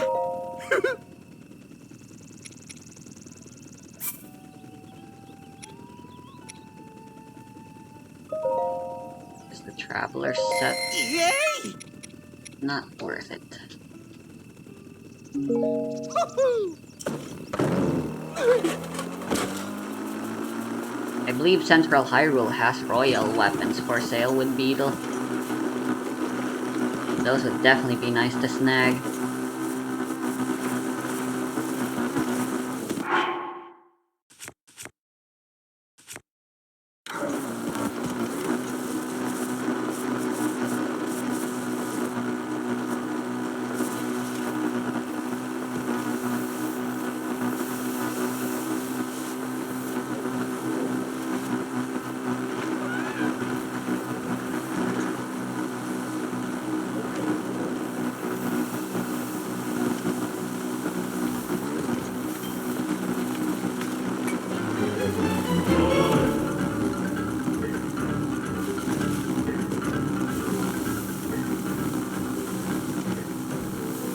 Oh, as well get the memory here.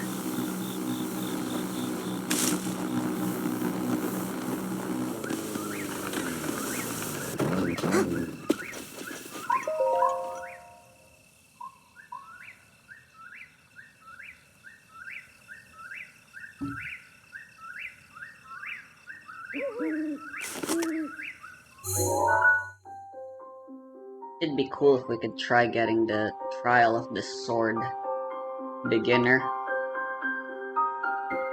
Get our Master Sword an immediate upgrade, although just having the Master Sword is pretty good in and of itself.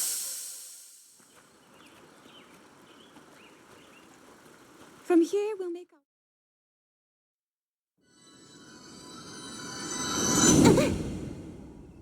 More memories of Prada. How are these supposed to help me on my journey right now?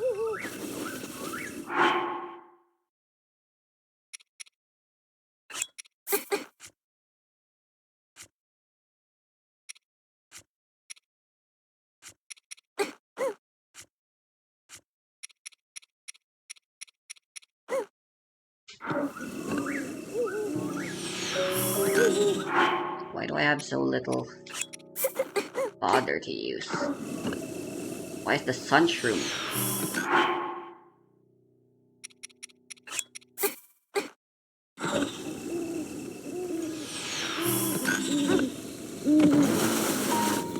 Okay, game.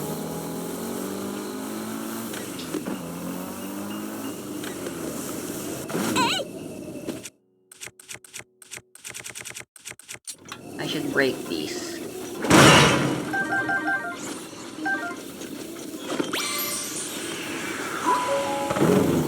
are gonna be my primary source of fodder.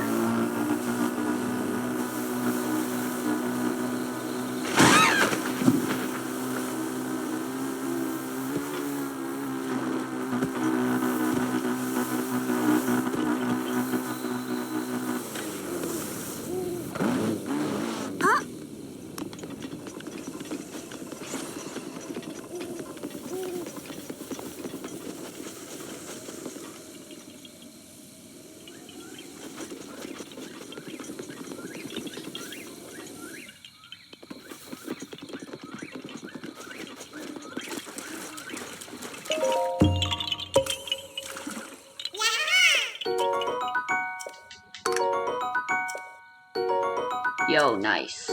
Yo, nice. Yo, nice. I became a rapper there.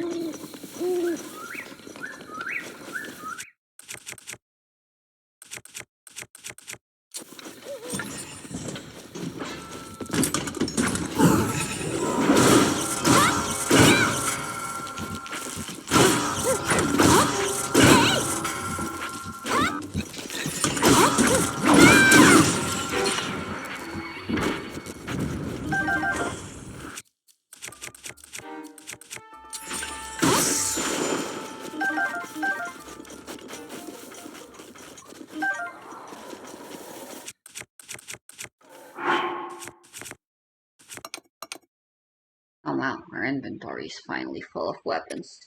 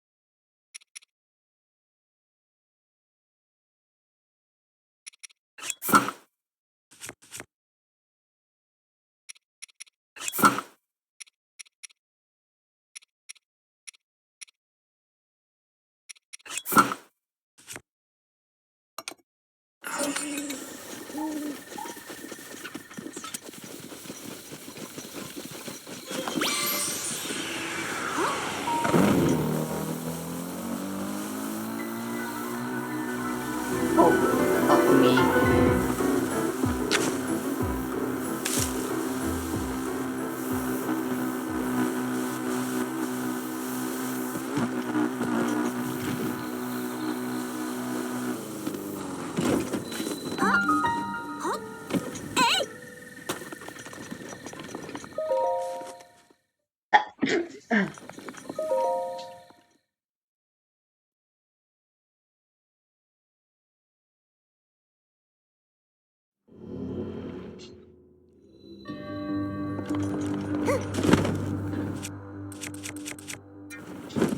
Alright, this shrine.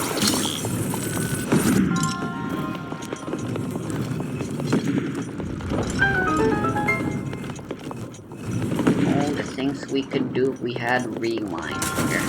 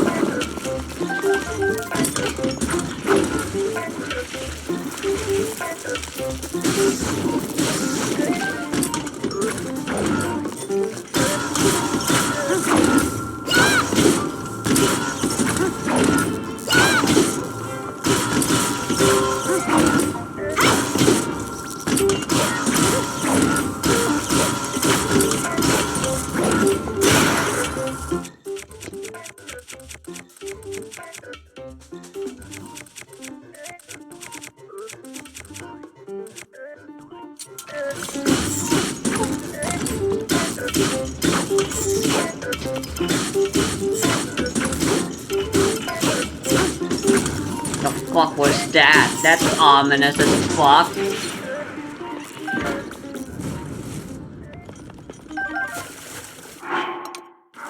Bloody Moon Day.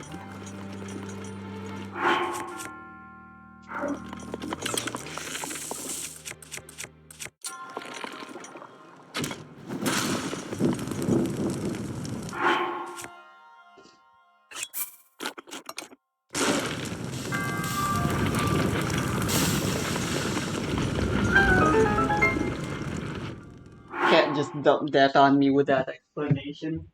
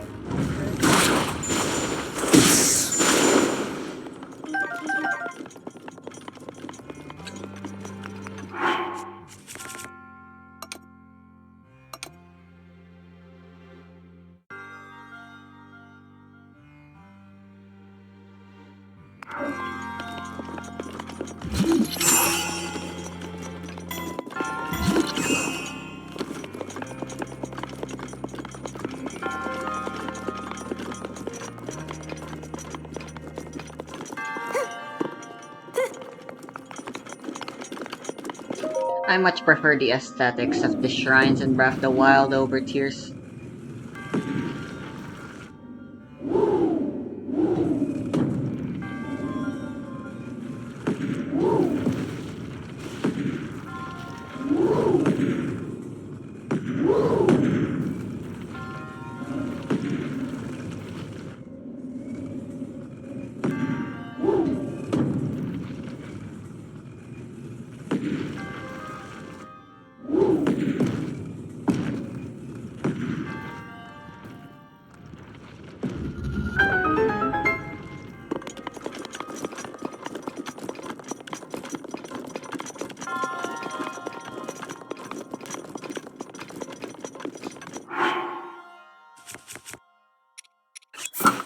Just realized I'm wearing pretty impractical set.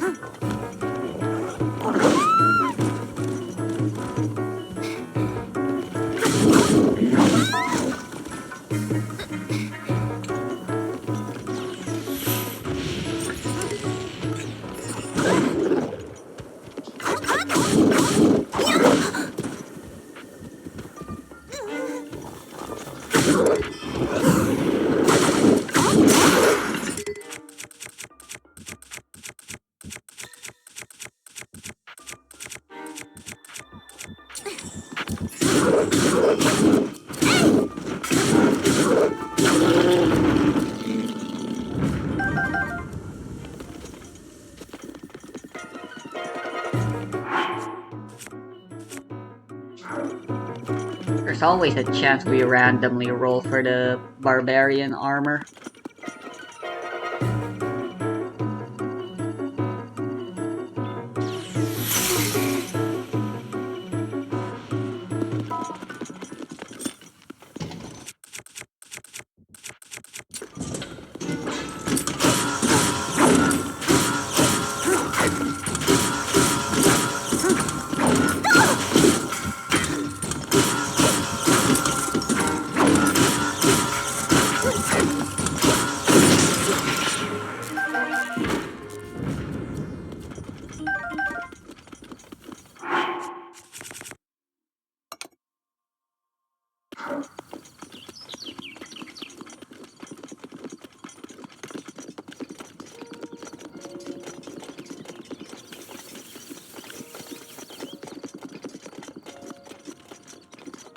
I'm probably still gonna be ultimately better off.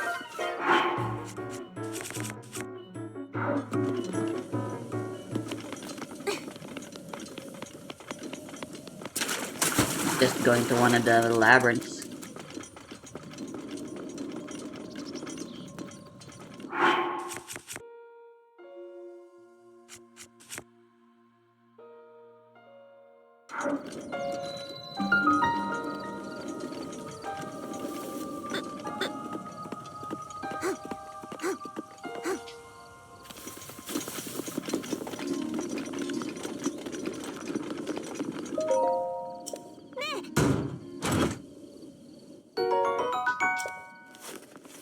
I mean, that's not bad. I have a lot of these now.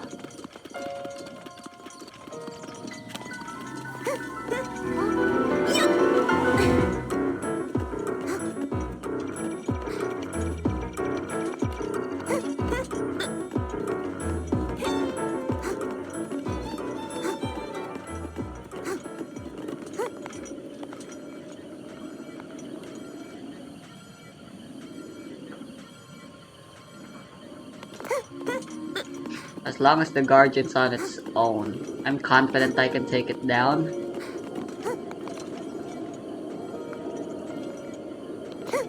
People just love coming to fuck it up.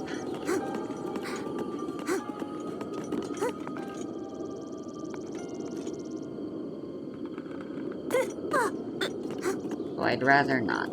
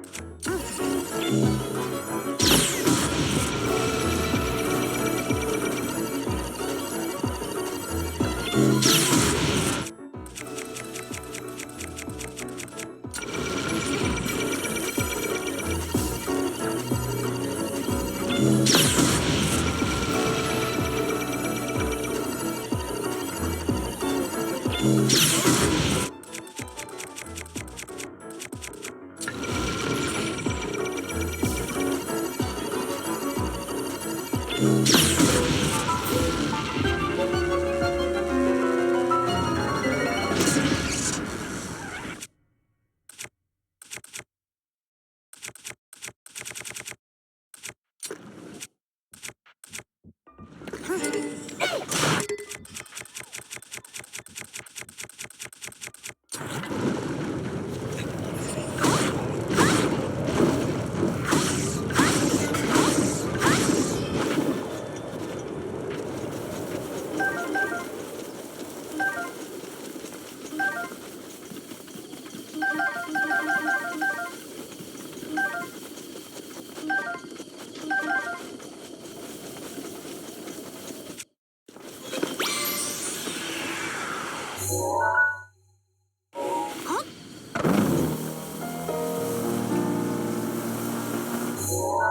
Ha!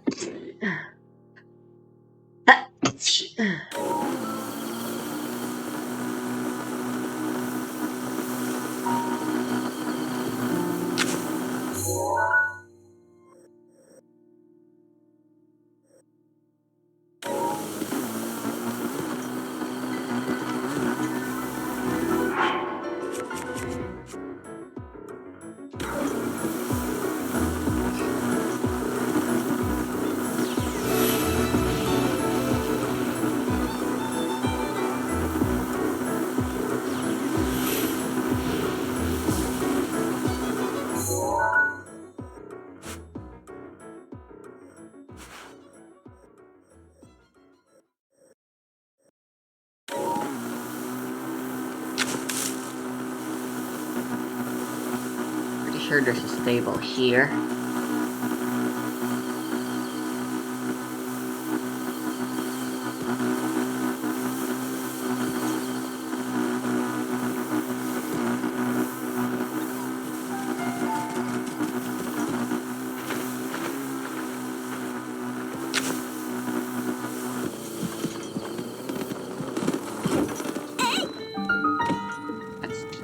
Has to would be here if he still had it. If it weren't for the fact that he's still in Kakariko. Yeah. Sa. Oh. Oh yikes, they're not. They don't cost all that much.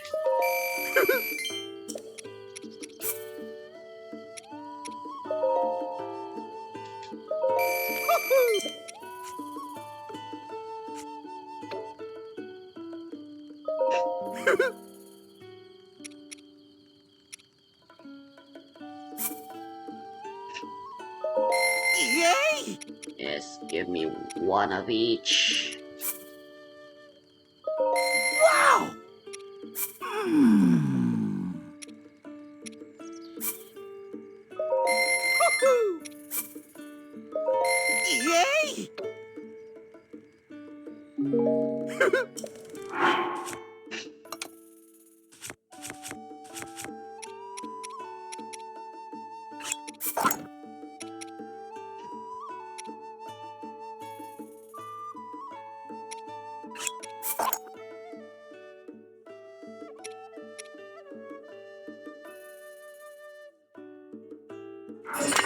Hey! Sa! Woohoo!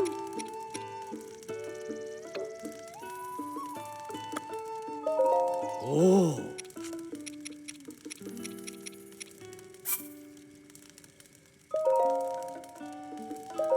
Wow!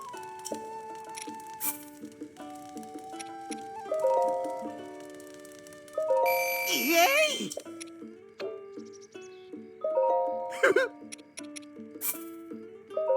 Wow! Woohoo!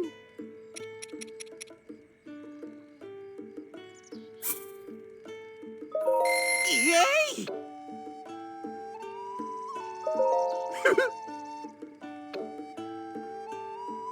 Woohoo!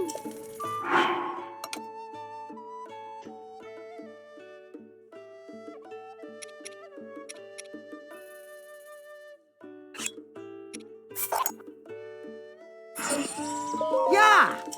Sa! I'll go get 3 because I can.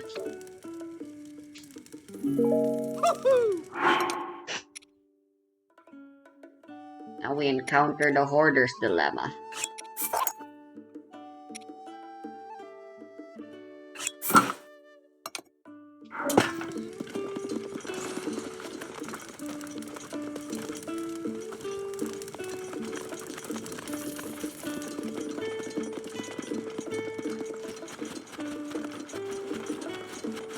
I thought it would be a battle axe.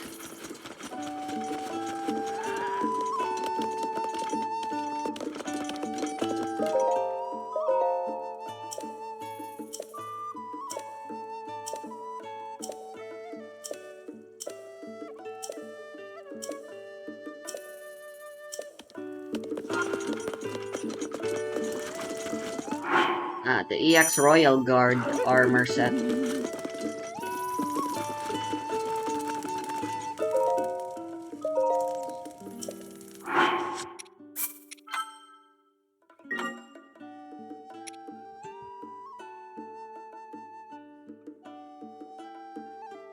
Not going to sleep.